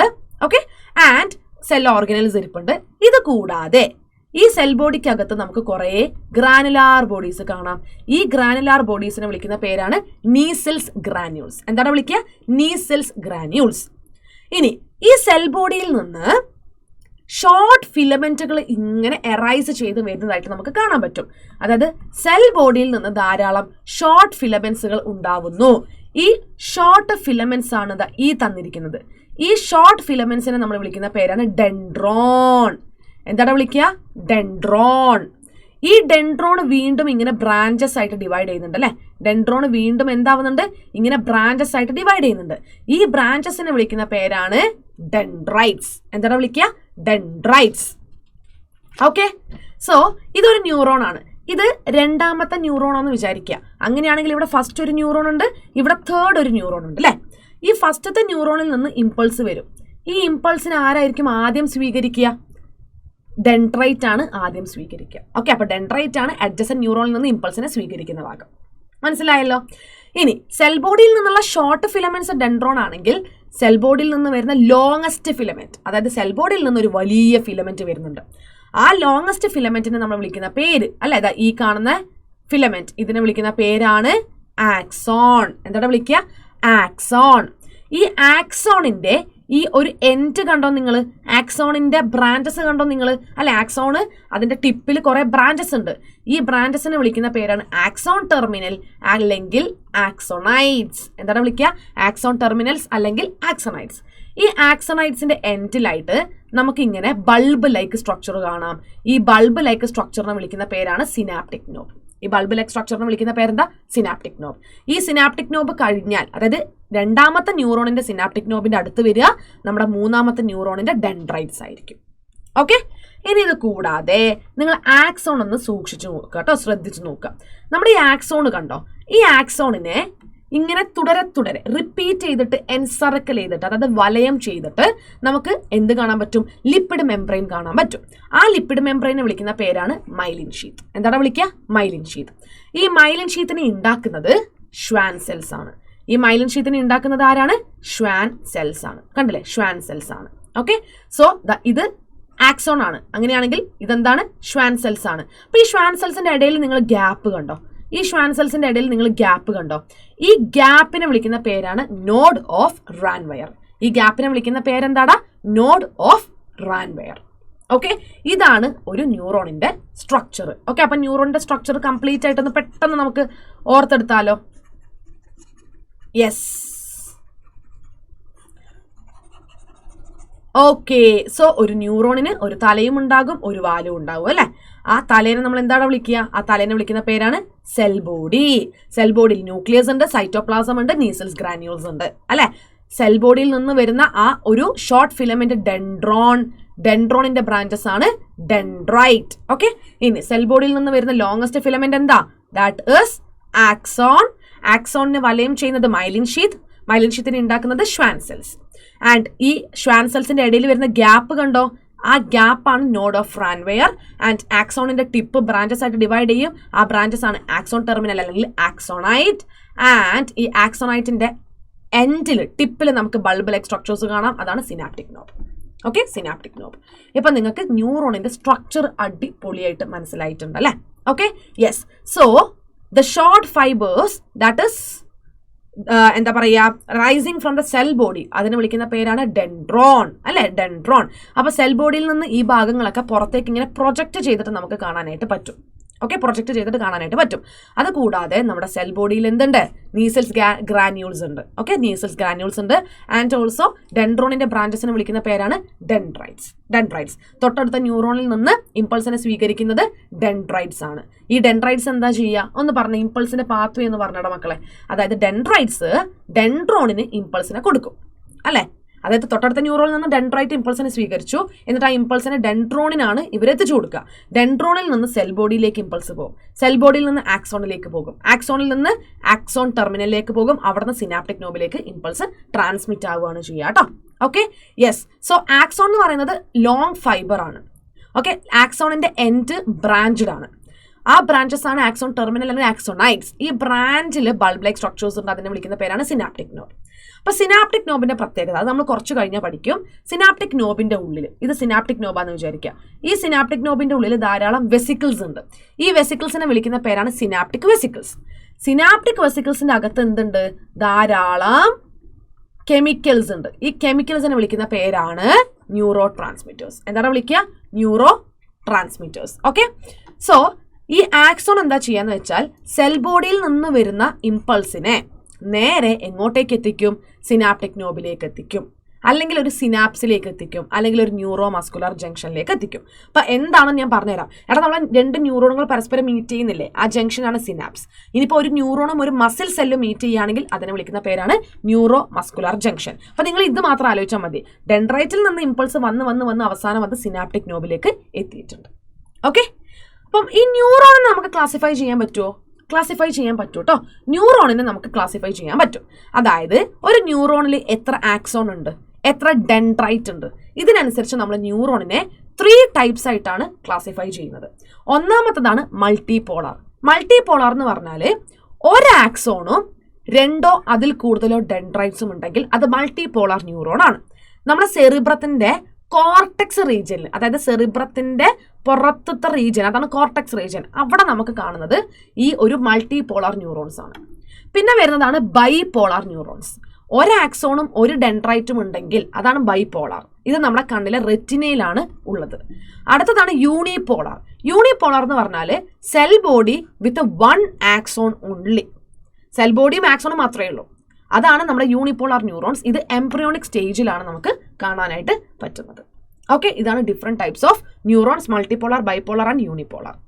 ഇനി മക്കളെ, 2 ടൈപ്പ് ആക്സോൺസ് ഏതൊക്കെയാണ്? What are the 2 different types of axons? അതായത് നമ്മൾ നേരത്തെ ഒരു കാര്യം പറഞ്ഞു, ആക്സോണിനെ വലയം ചെയ്തിട്ട് മൈലിൻ ഷീത്ത് ഉണ്ട്. ഈ മൈലിൻ ഷീത്തിനെ ഷ്വാൻ സെൽസ് ആണ് ഉണ്ടാക്കുന്നതെന്ന് പറഞ്ഞല്ലേ. ആക്ച്വലി എല്ലാ നെർവ് ഫൈബേഴ്സിലും അല്ലെങ്കിൽ എല്ലാ ന്യൂറോൺസിലും നമുക്ക് അവരുടെ ആക്സോണിൽ ഈ പറയുന്ന മൈലിൻ ഷീത്ത് ഉണ്ടാവണമെന്നില്ല. നെർവ് ഫൈബർ എന്ന് പറഞ്ഞാൽ എന്താണ്? ആക്സോൺസ് ആണ് കേട്ടോ. ഓക്കെ, അല്ലെങ്കിൽ ആക്സോൺസിന്റെ ഒരു കൂട്ടമാണ്. സോ എല്ലാ ആക്സോൺസിലും ഈ മൈലിൻ ഷീത്ത് ഉണ്ടാവണമെന്നില്ല. മൈലിൻ ഷീത്ത് ഉണ്ടെങ്കിൽ അത് മൈലിനേറ്റഡ് ആണ്, മൈലിൻ ഷീത്ത് ഇല്ലെങ്കിൽ അത് നോൺ മൈലിനേറ്റഡ് ആണ്. ഓക്കെ, മൈലിൻ ഷീത്ത് ഉണ്ടെങ്കിൽ അത് മൈലിനേറ്റഡ്, മൈലിൻ ഷീത്ത് ഇല്ലെങ്കിൽ അത് നോൺ മൈലിനേറ്റഡ് ആണ്.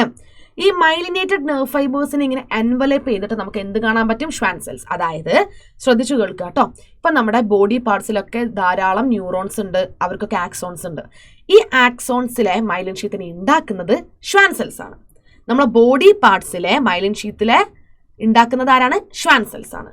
പക്ഷേ ബ്രെയിനിലും സ്പൈനൽ കോഡിലും ഇതുപോലെ ആക്സോണിന്റെ ചുറ്റും നമുക്ക് മൈലിൻ ഷീത്ത് കാണാൻ പറ്റും. അങ്ങനെയുള്ള ന്യൂറോൺസ് ഉണ്ട്.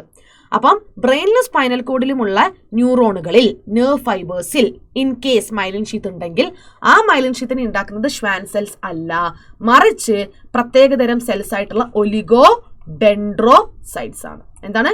ഒലിഗോ ഡെൻഡ്രോസൈറ്റ്സ് ആണ്. ഇത് നിങ്ങൾ 10ാം ക്ലാസ്സിൽ പഠിച്ച കാര്യം ഞാൻ ഓർമ്മിപ്പിച്ചു എന്നേ ഉള്ളൂ കേട്ടോ. ഓക്കെ, സെറ്റ് ആയല്ലോ? യെസ്. ഇനി എന്താ പറയുക? Yes, okay. അതായത് നമ്മുടെ 2 അഡ്ജസൻ്റ് ആയിട്ടുള്ള മൈലിൻ ഷീത്തിന്റെ ഇടയിൽ വരുന്ന ഗ്യാപ്പ്, അതിനെ വിളിക്കുന്ന പേരാണ് നോഡ് ഓഫ് റാൻവെയർ. ഓക്കെ, എന്താ വിളിക്കുന്നത്? Node of റാൻവെയർ.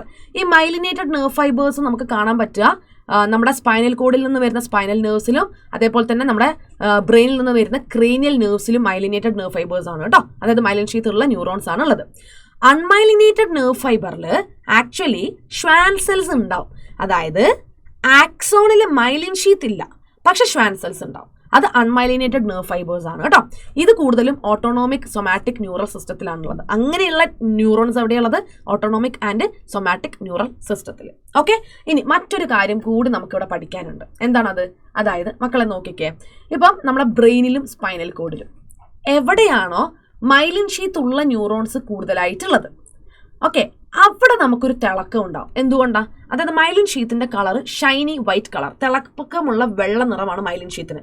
സോ ബ്രെയിനിലും സ്പൈനൽ കോഡിലും എവിടെയാണോ ഇങ്ങനെ മൈലിനേറ്റഡ് ന്യൂറോൺസ് കൂട്ടമായിട്ട് കാണുന്നത്, ആ ഏരിയനെ വിളിക്കുന്ന പേരാണ് വൈറ്റ് മാറ്റർ. കാരണം മൈലിൻ ഷീത്ത് ഉള്ളത് കൊണ്ട് തന്നെ വെള്ള കളർ ഉണ്ടാവും. So white matter. ഇനി ചില ഭാഗത്ത് എന്തുണ്ടാവില്ല?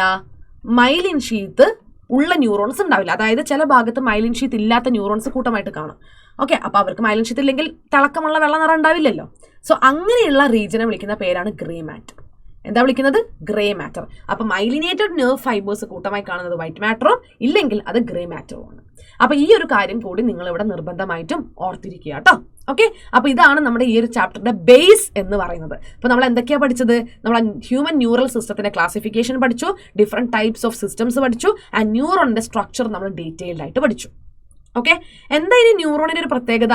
അതായത് ഇമ്പൾസിനെ റിസീവ് ചെയ്യുക, ആൻഡ് അതിനെ ട്രാൻസ്മിറ്റ് ചെയ്യുക. ഇത് അവർക്ക് പറ്റും. അത് മാത്രമല്ല ഒരു ഇമ്പൾസിനെ ഡിറ്റക്ട് ചെയ്യാനും ആർക്ക് പറ്റും? നമ്മുടെ ന്യൂറോൺസിന് പറ്റും. അപ്പം എങ്ങനെ ഒരു നെർവ് ഇമ്പൾസ് ഉണ്ടാവുന്നു, ജനറേറ്റ് ആവുന്നു, എങ്ങനെയാണ് ഈ നെർവ് ഇമ്പൾസിന്റെ കണ്ടക്ഷൻ സംഭവിക്കുന്നത്? നിങ്ങളൊന്ന് ആലോചിച്ച് നോക്കിക്കേ. ഇതാണ് ന്യൂറോൺ. ഈ ന്യൂറോണിന്റെ ഡെൻഡ്രൈറ്റ് ആദ്യം എന്തിനെ സ്വീകരിക്കും? നമ്മുടെ നെർവ് ഇമ്പൾസിനെ സ്വീകരിക്കും. ഈ ഡെൻഡ്രൈറ്റിൽ നിന്ന് നെർവ് ഇമ്പൾസ് എന്ത് ചെയ്യും? കണ്ടക്ട് ചെയ്യും, ട്രാൻസ്മിറ്റ് ആവും. അതായത് ഡെൻഡ്രൈറ്റിൽ നിന്ന് ഡെൻഡ്രോണിലേക്ക്, അവിടെ നിന്ന് cell body, axon, ആക്സോണൈറ്റ്, synaptic knob. അതായത് ഒരു ന്യൂറോണിന്റെ ഒരറ്റത്തുനിന്ന് മറ്റൊരറ്റം വരെയും ഈ ഒരു ഇമ്പൾസ് ട്രാൻസ്മിറ്റ് ആവണം, കണ്ടക്ട് ആവണം. അല്ല, ഉണ്ടായാൽ മാത്രം പോരാ. ഇവിടെ വെച്ചിട്ട് ഇമ്പൾസ് ഉണ്ടായി, ഇവിടെ ഉണ്ടായിട്ട് അവിടെ നിന്നാൽ പോരല്ലോ, അത് മുന്നോട്ടേക്ക് ഇങ്ങനെ കണ്ടക്ട് ചെയ്യണം. അതെങ്ങനെയാണ് സംഭവിക്കുന്നത്? ആ ഒരു പ്രോസസ്സ് അല്ലെങ്കിൽ ആ ഒരു മെക്കാനിസം എങ്ങനെയാണ്? അതാണ് നമ്മൾ ഇനി പഠിക്കാൻ പോകുന്നത്. അപ്പോൾ ഈ ഒരു കാര്യം നിങ്ങളൊന്ന് ശ്രദ്ധിച്ചു കേൾക്കുക. It is very very very important. അപ്പം ന്യൂറോൺസ് എന്ന് പറയുന്നത് എക്സൈറ്റബിൾ സെൽസ് ആണല്ലേ. കാരണം അവരുടെ മെംബ്രെയിൻ പോളറൈസ്ഡ് സ്റ്റേറ്റിലാണ് ഉണ്ടാവുക. എന്തുകൊണ്ടാണ് ന്യൂറോൺസിന്റെ ഈ ഒരു എക്സൈറ്റേഷൻ അല്ലെങ്കിൽ പോളറൈസ്ഡ് സ്റ്റേറ്റിന് കാരണം എന്താണ്? അല്ലെ, ന്യൂറോൺസ് എന്ന് പറയുന്നത് സ്പെഷ്യലൈസ്ഡ് സെൽസ് ആണ്. ഇവർക്ക് എക്സൈറ്റേഷൻ എബിലിറ്റി ഉണ്ട്. അതായത് അവരുടെ മെംബ്രെയിൻ പോളറൈസ്ഡ് സ്റ്റേറ്റിൽ നിലനിൽക്കും. ഓക്കെ, സോ എന്തുകൊണ്ടാണ് ഇവരുടെ മെംബ്രെയിൻ ഇങ്ങനെ പോളറൈസ്ഡ് ആവുന്നത്? This is because of different types of ion channels. അതായത് സോഡിയം, പൊട്ടാസ്യം പോലെയുള്ള അയോൺസിന്റെ ചാനൽസ് ഇവരുടെ പ്ലാസ്മ മെംബ്രെയിനിൽ പ്രസന്റ് ആണ്, അവരുടെ ന്യൂറൽ മെംബ്രെയിനിൽ പ്രസന്റ് ആണ്. ഇതിനെ കൊണ്ടാണ് ഈ ഒരു പോളറൈസ്ഡ് സ്റ്റേറ്റ് ന്യൂറോൺസിന് കിട്ടുന്നത് കേട്ടോ. ഓക്കെ, അപ്പോൾ ഈ ഒരു അയോൺ ചാനൽസിന്റെ പ്രത്യേകത എന്ന് പറഞ്ഞാൽ ഇവര് സെലക്റ്റീവ്ലി പെർമിയബിൾ ആണ്. ഓക്കെ, അതായത് ചില അയോൺസിനെ കടത്തിവിടും, ചില അയോൺസിനെ കടത്തിവിടില്ല.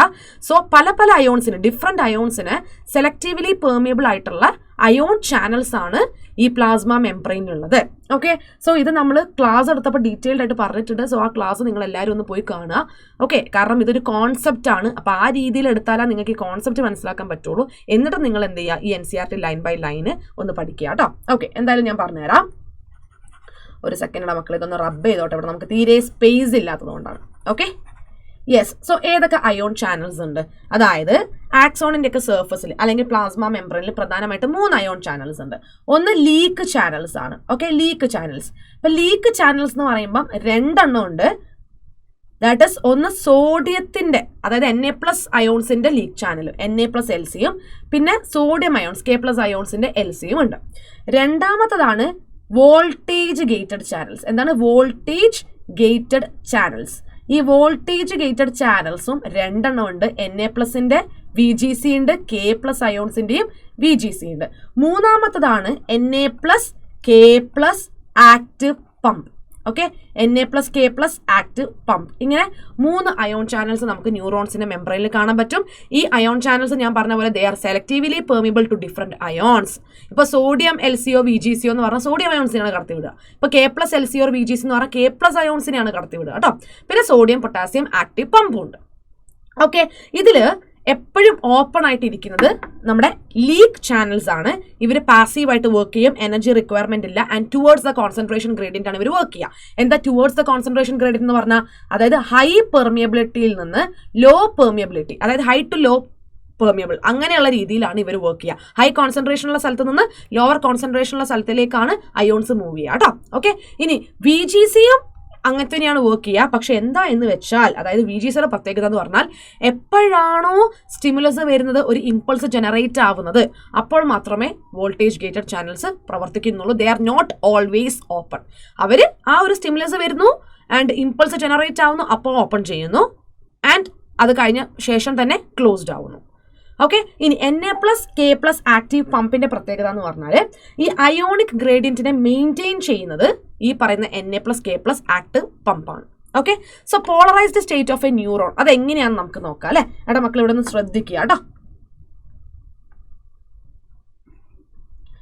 യെസ്, ഇതാണ് ന്യൂറോണിന്റെ ആ ഒരു പ്ലാസ്മ മെംബ്രെയിൻ. ഓക്കെ, ഞാൻ പറഞ്ഞ ചാനൽസ്.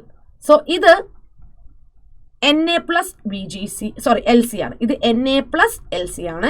തൊട്ടടുത്ത് തന്നെ എന്തുണ്ട്? നമ്മുടെ K+ LC ഉണ്ട്. ഓക്കെ, എന്തുണ്ട്? K+ LC ഉണ്ട്. ആൻഡ് ഓൾസോ ഇവരുടെ കൂടെ ഇവിടെ ആരുണ്ട്? നമ്മുടെ Na+ K+ ATPase എൻസൈം ഉണ്ട്. Na+ K+ ATPase എൻസൈം ഉണ്ട്. ഓക്കെ, സോ ഇവിടെ ഒരു ന്യൂറോണിന്റെ അകത്ത് നമുക്കറിയാം അത് ഇൻട്രാ സെല്ലുലാർ ഫ്ലൂയിഡും പുറത്ത് എക്സ്ട്രാ സെല്ലുലാർ ഫ്ലൂയിഡും ആണുള്ളത് കേട്ടോ. ഓക്കെ, ഇത് പോളറൈസ്ഡ് സ്റ്റേറ്റിനെ കുറിച്ചാണ് ഞാൻ പറഞ്ഞുകൊണ്ടിരിക്കുന്നത്. അതായത് ഒരു ന്യൂറോണിന്റെ പോളറൈസ്ഡ് സ്റ്റേറ്റ്. ഈ പോളറൈസ്ഡ് സ്റ്റേറ്റിനെയാണ് നമ്മൾ റെസ്റ്റിംഗ് മെംബ്രെയിൻ പൊട്ടൻഷ്യൽ എന്ന് വിളിക്കുക. അതായത് സ്റ്റിമുലസ് ഇവിടെ വന്നിട്ടില്ല, ഇമ്പൾസ് ഇവിടെ ജനറേറ്റ് ആവുന്നില്ല. ഓക്കെ, അപ്പൊ റെസ്റ്റ് എടുക്കുന്ന സമയമാണ് ന്യൂറോൺ. അതാണ് പോളറൈസ്ഡ് സ്റ്റേറ്റ് അല്ലെങ്കിൽ resting membrane potential. Okay, RMP, resting membrane potential, അതായത് RMP എന്ന് പറയുന്നത്. ഓക്കെ, RMP എന്ന് പറയുന്നത്. ഓക്കെ, എടാ മക്കളെ നോക്കിക്കേ. സോ ഇതെങ്ങനെയാണ് വർക്ക് ചെയ്യുക? അതായത് ഒരു ന്യൂറോണിന്റെ പ്ലാസ്മ മെംബ്രെയിന്റെ അകത്തും പുറത്തും എങ്ങനെയാണ് ചാർജ് ഡിസ്ട്രിബ്യൂഷൻ വരുന്നത് നമുക്ക് നോക്കാം. ഒരു ന്യൂറോണിന്റെ പ്ലാസ്മ മെംബ്രെയിന്റെ അകത്ത് എപ്പോഴും നെഗറ്റീവ് ചാർജ് ആയിരിക്കും, പുറത്ത് എപ്പോഴും പോസിറ്റീവ് ചാർജ് ആയിരിക്കും. അകത്ത് നെഗറ്റീവ് ചാർജും പുറത്ത് എപ്പോഴും പോസിറ്റീവ് ചാർജും ആയിരിക്കും. ഓക്കെ, ആൻഡ് ഈ നെഗറ്റീവ് ചാർജിന് കാരണം, അതായത് അകത്ത് ICFലെ നെഗറ്റീവ് ചാർജിന് കാരണം ഇവിടെ ധാരാളം നെഗറ്റീവ്ലി ചാർജ്ഡ് ആയിട്ടുള്ള കുറേ പ്രോട്ടീൻസ് ഉണ്ട്. ഓക്കെ, അകത്ത് എന്തുണ്ട്? ധാരാളം നെഗറ്റീവ്ലി ചാർജ്ഡ് പ്രോട്ടീൻസ് ഉണ്ട്. അപ്പൊ അത് എന്ന് പറയുന്നത് അകത്ത് മാത്രമേ ഉണ്ടാവുള്ളൂ. സോ നെഗറ്റീവ് ചാർജ് അകത്ത് എപ്പോഴും മെയിൻറ്റെയിൻ ചെയ്യും. ആൻഡ് ഈ നെഗറ്റീവ്ലി ചാർജ്ഡ് പ്രോട്ടീൻസ് എന്ന് പറയുന്നത് ദേ ആർ ഇംപെർമിയബിൾ. ഓക്കെ, അവർക്ക് എന്ത് ചെയ്യാൻ പറ്റുന്നില്ല, ഇങ്ങനെ പുറത്തേക്കൊന്നും കടക്കാനായിട്ട് പറ്റുന്നില്ല. They are always inside. ഇത്രയും മനസ്സിലായല്ലോ. ഇനി ഞാൻ പെർമിയബിലിറ്റിയുടെ കാര്യം പറയാം, അതായത് ലീക്ക് ചാനൽസിന്റെ പെർമിയബിലിറ്റിയുടെ കാര്യം പറയാം. ഇപ്പൊ Na+ അയോൺസ്, ഈ Na+ അയോൺസ് എന്ന് പറയുമ്പോൾ പുറത്താണ് കൂടുതലായിട്ടുള്ളത്. ഓക്കെ, Na+ അയോൺസ് ഏറ്റവും കൂടുതൽ എവിടെയാ? പുറത്താണ്. അതുകൊണ്ട് തന്നെ അവരെന്ത് ചെയ്യും? ഹൈ ടു ലോ, അതായത് പുറത്ത് കൂടുതലാണ്, അകത്ത് കുറവായിരിക്കുമല്ലോ. അപ്പം സോ ഇവരെന്താ ചെയ്യുക? അതായത് ഹൈ ടു ലോ കോൺസെൻട്രേഷനിലേക്ക് മൂവ് ചെയ്യും. ദാറ്റ് മീൻസ് Na+ അയോൺസ് ECFൽ നിന്ന് ICFലേക്ക് എത്തിക്കൊണ്ടേയിരിക്കും. ഇനി K+LC പ്രത്യേകത എന്ന് പറഞ്ഞാൽ ഇവർ ഏറ്റവും കൂടുതലുള്ളത് അകത്താണ്, പക്ഷെ പുറത്ത് കുറവാണ്. സോ K+ അയോൺസ് അകത്തുനിന്ന് പുറത്തേക്ക് ഇങ്ങനെ മൂവ് ചെയ്തുകൊണ്ടേയിരിക്കും. ഓക്കെ, K+ അയോൺസ് അകത്തുനിന്ന് പുറത്തേക്ക് മൂവ് ചെയ്തുകൊണ്ടേയിരിക്കും. പക്ഷെ ഇതിൻ്റെ ഒരു പ്രത്യേകത എന്ന് പറഞ്ഞാൽ നമ്മുടെ Na+LC എന്ന് പറഞ്ഞാൽ ലെസ് ലീക്കി, ലെസ് പെർമിയബിളാണ്. അതായത് കുറച്ച് Na+ മാത്രമേ പുറത്തുനിന്ന് അകത്തേക്ക് എത്തുന്നുള്ളൂ. പക്ഷെ K+LC എന്ന് പറഞ്ഞാൽ മോർ ലീക്കിയാണ്. അതായത് ധാരാളം K+ അയോൺസ് അകത്തുനിന്ന് പുറത്തേക്ക് പോയിക്കൊണ്ടേയിരിക്കും. ഓക്കെ, സോ എങ്ങനെ നോക്കിയാലും പുറത്ത് പോസിറ്റീവ് ചാർജസ് കൂടുതലാണ് അല്ലേ? അതുകൊണ്ടാണ് എപ്പോഴും പ്ലാസ്മ മെംബ്രെയിൻ്റെ പുറത്ത് ഈ ഒരു പ്ലസ് ചാർജ്, പോസിറ്റീവ് ചാർജ് നിലനിൽക്കുന്നത്. ഇനി Na+, K+, ATPase എൻസൈമിന്റെ പ്രത്യേകത എന്ന് പറഞ്ഞാൽ ഓരോ തവണയും പുറത്തേക്ക് 3 Na+ പോകും, പുറത്തേക്ക് 3 Na+ പോകും. ആൻഡ് അകത്തേക്ക് 2 K+ വരും. അപ്പം നിങ്ങളൊന്ന് ആലോചിച്ച് നോക്കിക്കേ, ശരിക്കും Na+ കൂടുതൽ എവിടെയാ? പുറത്തല്ലേ? കുറവ് എവിടെയാ? അകത്തല്ലേ? പക്ഷേ ഈ പറയുന്ന സോഡിയം പൊട്ടാസ്യം പമ്പ്, അതായത് Na+, K+, ATPase എൻസൈമിലൂടെ നടക്കുന്ന ഈ ഒരു അയോൺസിന്റെ മൂവ്മെന്റ് എന്ന് പറയുന്നത് എഗെയിൻസ്റ്റ് കോൺസെൻട്രേഷൻ ഗ്രേഡിയന്റ് ആണ്. That means low to high. Okay, low to high. അതുകൊണ്ടാണ് 3 Na+ പുറത്ത് പോകുമ്പോൾ 2 K+ അകത്തേക്ക് വരുന്നത് കേട്ടോ. It works against concentration gradient. Active പമ്പാണ്, എനർജി യൂട്ടിലൈസ് ചെയ്തിട്ടാണ് ആ ഒരു പമ്പ് അവിടെ നടക്കുന്നത്. സോ ഈ ഒരു ന്യൂറോണിന്റെ അവസ്ഥ എന്ന് പറയുന്നത് ഇറ്റ് ഈസ് പോളറൈസ്ഡ് സ്റ്റേറ്റ്, അതായത് റെസ്റ്റിംഗ് മെംബ്രെയിൻ പൊട്ടൻഷ്യലിലാണ്, സ്റ്റിമുലസ് വന്നിട്ടില്ല. ഇവരുടെ പൊട്ടൻഷ്യൽ എത്രയാണെന്നറിയോ? -70 MV ആയിരിക്കും കേട്ടോ. എത്രയാണോടാ? -70 MV ആയിരിക്കും. ഓക്കെ അല്ലേ? അപ്പൊ ഇത്രയും കാര്യങ്ങൾ നിങ്ങൾക്ക് മനസ്സിലായല്ലോ. യെസ്, സോ നമുക്ക് ടെക്സ്റ്റ് ബുക്കിലേക്ക് പോവാം അല്ലേ? ഓക്കെ, സോ ഒരു ന്യൂറോണ് ഒരു ഇമ്പൾസിനെ കണ്ടക്ട് ചെയ്യുന്ന സമയത്തല്ല, ചെയ്യുന്നില്ലെങ്കിൽ, അതായത് ഒരു ന്യൂറോണിൽ സ്റ്റിമുലസ് ഒന്നും വന്നിട്ടില്ല, ഇമ്പൾസ് ഉണ്ടായിട്ടില്ല, ഇമ്പൾസിനെ കണ്ടക്ട് ചെയ്യുന്നില്ല. സോ നോട്ട് ആണ് when a neuron is not conducting any impulse, that means that neuron is in resting state. Okay, അപ്പോൾ ആക്സോൺ മെംബ്രെയിന് എന്തിനോട് മോർ പെർമിലിറ്റി കാണിക്കും? പൊട്ടാസ്യം അയോൺസിന്. ഓക്കെ, എന്തിനോടായിരിക്കും ആ ഒരു എന്താ പറയുക സെമി പെർമിബിലിറ്റി കാണിക്കുന്നത്? അത് സോഡിയം അയോൺസിനായിരിക്കും. ഓക്കെ, ആൻഡ് ഓൾസോ നമ്മളെ ICFൽ ധാരാളം നെഗറ്റീവ്ലി ചാർജ്ഡ് പ്രോട്ടീൻസ് ഉണ്ട് അല്ലെ? അതുകൊണ്ട് തന്നെ ഈ ഒരു മെംബ്രെയിനിലൂടെ ഈ പ്രോട്ടീൻസിന് കടന്നു പോകാൻ പറ്റില്ല. അതായത് മെംബ്രെയിൻ എന്ന് പറയുന്നത് ഈ നെഗറ്റീവ്ലി ചാർജ്ഡ് പ്രോട്ടീൻസിനോട് ഇംപെർമിയബിൾ ആയിരിക്കും. ആക്സോപ്ലാസം എന്ന് പറഞ്ഞാൽ ആക്സോണിന്റെ ഉള്ളിലുള്ള സൈറ്റോപ്ലാസമാണ് ആക്സോപ്ലാസം കേട്ടോ. ഓക്കെ, അപ്പൊ ഈ ആക്സോപ്ലാസത്തിൽ ധാരാളം എന്തുണ്ട്? അതായത് ഇൻട്രാസെല്ലുലാർ ഫ്ലൂയിഡിൽ ധാരാളം എന്തുണ്ട്? നെഗറ്റീവ്ലി ചാർജ്ഡ് പ്രോട്ടീൻസ് ഉണ്ട്. ഇവർക്ക് ഒരിക്കലും എന്ത് ചെയ്യാൻ പറ്റില്ല? മെംബ്രെയിനിലൂടെ പുറത്തേക്ക് കടക്കാനായിട്ട് പറ്റുന്നില്ല. ഓക്കെ അല്ലേ? സെറ്റ് അല്ലേ? ആൻഡ് ആക്സോപ്ലാസത്തിന്റെ അകത്ത്, അതായത് ആക്സോണിന്റെ അകത്ത് ഹൈ കോൺസെൻട്രേഷൻ ഓഫ് K+ ആണ്. ഓക്കെ, അതേപോലെ തന്നെ high concentration of negatively charged proteins ഉണ്ട്. പക്ഷേ Na+ന്റെ കോൺസെൻട്രേഷൻ വളരെ കുറവായിരിക്കും. ഓക്കെ, എന്താണ്? വളരെ കുറവായിരിക്കും. ഇനി ഇതിന്റെ നേരെ ഓപ്പോസിറ്റ്, അതായത് ECFൽ, ഓക്കെ, അതായത് നമ്മൾ ആക്സോണിന്റെ പുറത്തുള്ള ഫ്ലൂയിഡിൽ K+ന്റെ കോൺസെൻട്രേഷൻ കുറവായിരിക്കും, Na+ന്റെ കോൺസെൻട്രേഷൻ കൂടുതലായിരിക്കും. അപ്പോൾ അവിടെ ഒരു കോൺസെൻട്രേഷൻ ഗ്രേഡിയന്റ് ഉണ്ടാവുന്നുണ്ട്. ഓക്കെ, ഗ്രേഡിയന്റ് ഉണ്ടാവുന്നുണ്ട്. ഈ അയോണിക് ഗ്രേഡിയൻസ്, ഓക്കെ, അതായത് ആ ഒരു റെസ്റ്റിംഗ് മെംബ്രെയിൻ പൊട്ടൻഷ്യലിന്റെ സമയത്തുള്ള അയോണിക് ഗ്രേഡിയൻസ് എന്തുണ്ടാക്കും? എപ്പോഴും പോസിറ്റീവ് നെഗറ്റീവ് ചാർജിനെ ഇങ്ങനെ നിലനിർത്താൻ സഹായിക്കും. അതായത് പുറത്ത് പോസിറ്റീവും അകത്ത് നെഗറ്റീവും. ഇത് കൂടാതെ ഒന്നുകൂടി ഉണ്ട്. ഈ അയോണിക് ഗ്രേഡിയന്റ് ഏറ്റവും കൂടുതൽ മെയിൻറ്റെയിൻ ചെയ്യുന്നത് ആരാണ്? അത് ആക്റ്റീവ് ട്രാൻസ്പോർട്ടിലൂടെ നടക്കുന്ന നമ്മളെ സോഡിയം പൊട്ടാസ്യം ആക്റ്റീവ് പമ്പാണ്. ഓക്കെ, അതായത് 3 സോഡിയം പുറത്തേക്ക് പോകുമ്പം അല്ലേ 2 K+ അയോൺസ് അകത്തേക്ക് വരും. അപ്പൊ ഈ ഒരു അയോൺസിന്റെ ആക്റ്റീവ് ട്രാൻസ്പോർട്ട് ആണ് ഈ അയോണിക് ഗ്രേഡിയന്റിനെ കൂടുതലായിട്ട് മെയിൻറ്റെയിൻ ചെയ്യുന്നത്. ഓക്കെ, സെറ്റ് ആയല്ലോ. So as A result outer surface of the axonal membrane എന്ന് പറയുന്നത് possess positive charge and also the inner surface possess ഏത് ചാർജ് ആണടാ? നെഗറ്റീവ് ചാർജ് ആയിരിക്കും. Therefore the neuron is in polarized state. Okay, neuron എന്താണ്? Polarised സ്റ്റേറ്റിലാണ്. അതാണ് RMP, resting membrane potential. Okay, yes. ഇനി ഈ ഒരു electric potential difference, അതായത് നമ്മുടെ plasma മെംബ്രെയിൻ്റെ അകത്തും പുറത്തുമുള്ള ഈ ഒരു ഇലക്ട്രിക് പൊട്ടൻഷ്യൽ ഡിഫറൻസ് ഉണ്ടാവില്ലേ, ഇതിനെ വിളിക്കുന്ന പേര് റെസ്റ്റിംഗ് പൊട്ടൻഷ്യൽ എന്നാണ്, അല്ലെങ്കിൽ റെസ്റ്റിംഗ് മെംബ്രെയിൻ പൊട്ടൻഷ്യൽ എന്നാണ്. ഓക്കെ അല്ലേ? സെറ്റ് ആയല്ലോ? യെസ്. ഇനി നമുക്ക് എന്ത് പഠിക്കാം? ഒരു സ്റ്റിമുലസ് വന്നാൽ എന്ത് സംഭവിക്കും?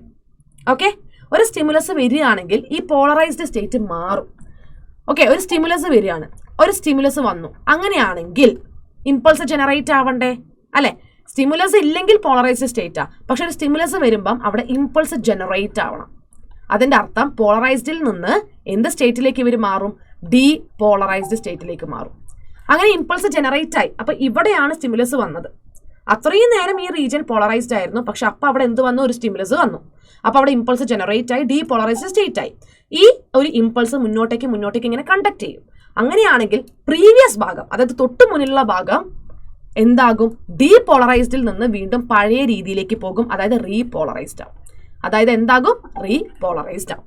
ഓക്കെ, അതായത് പോളറൈസ്ഡ്, അതിൽ നിന്ന് ഡീപോളറൈസ്ഡ്, അതിൽ നിന്ന് റീപോളറൈസ്ഡ്.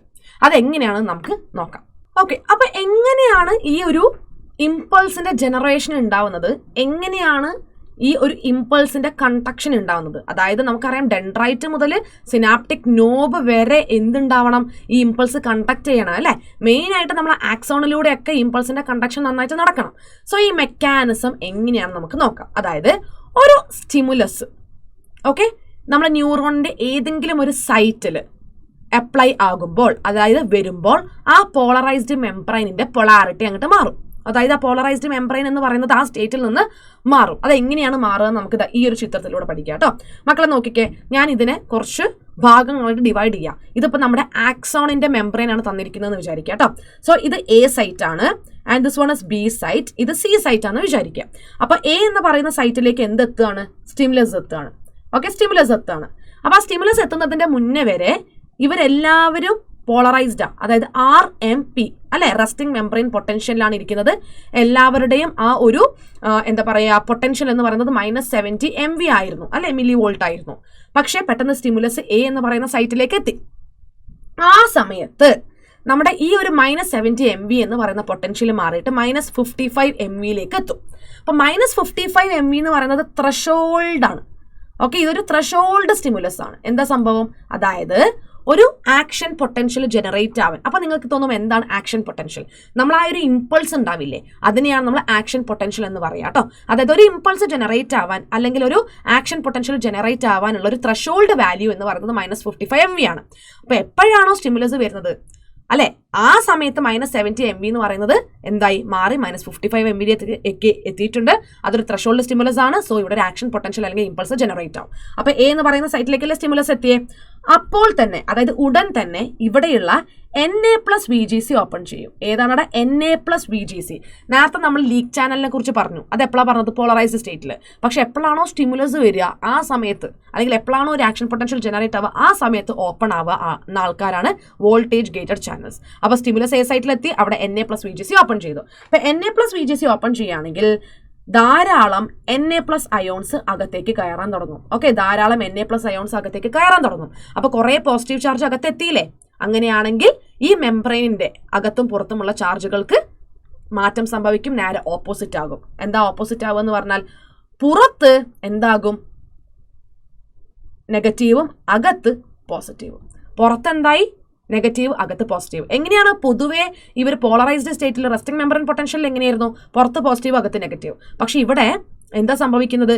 Na+VGC ഓപ്പൺ ചെയ്തപ്പം Na+ ധാരാളം അകത്തേക്ക് വരാൻ തുടങ്ങി.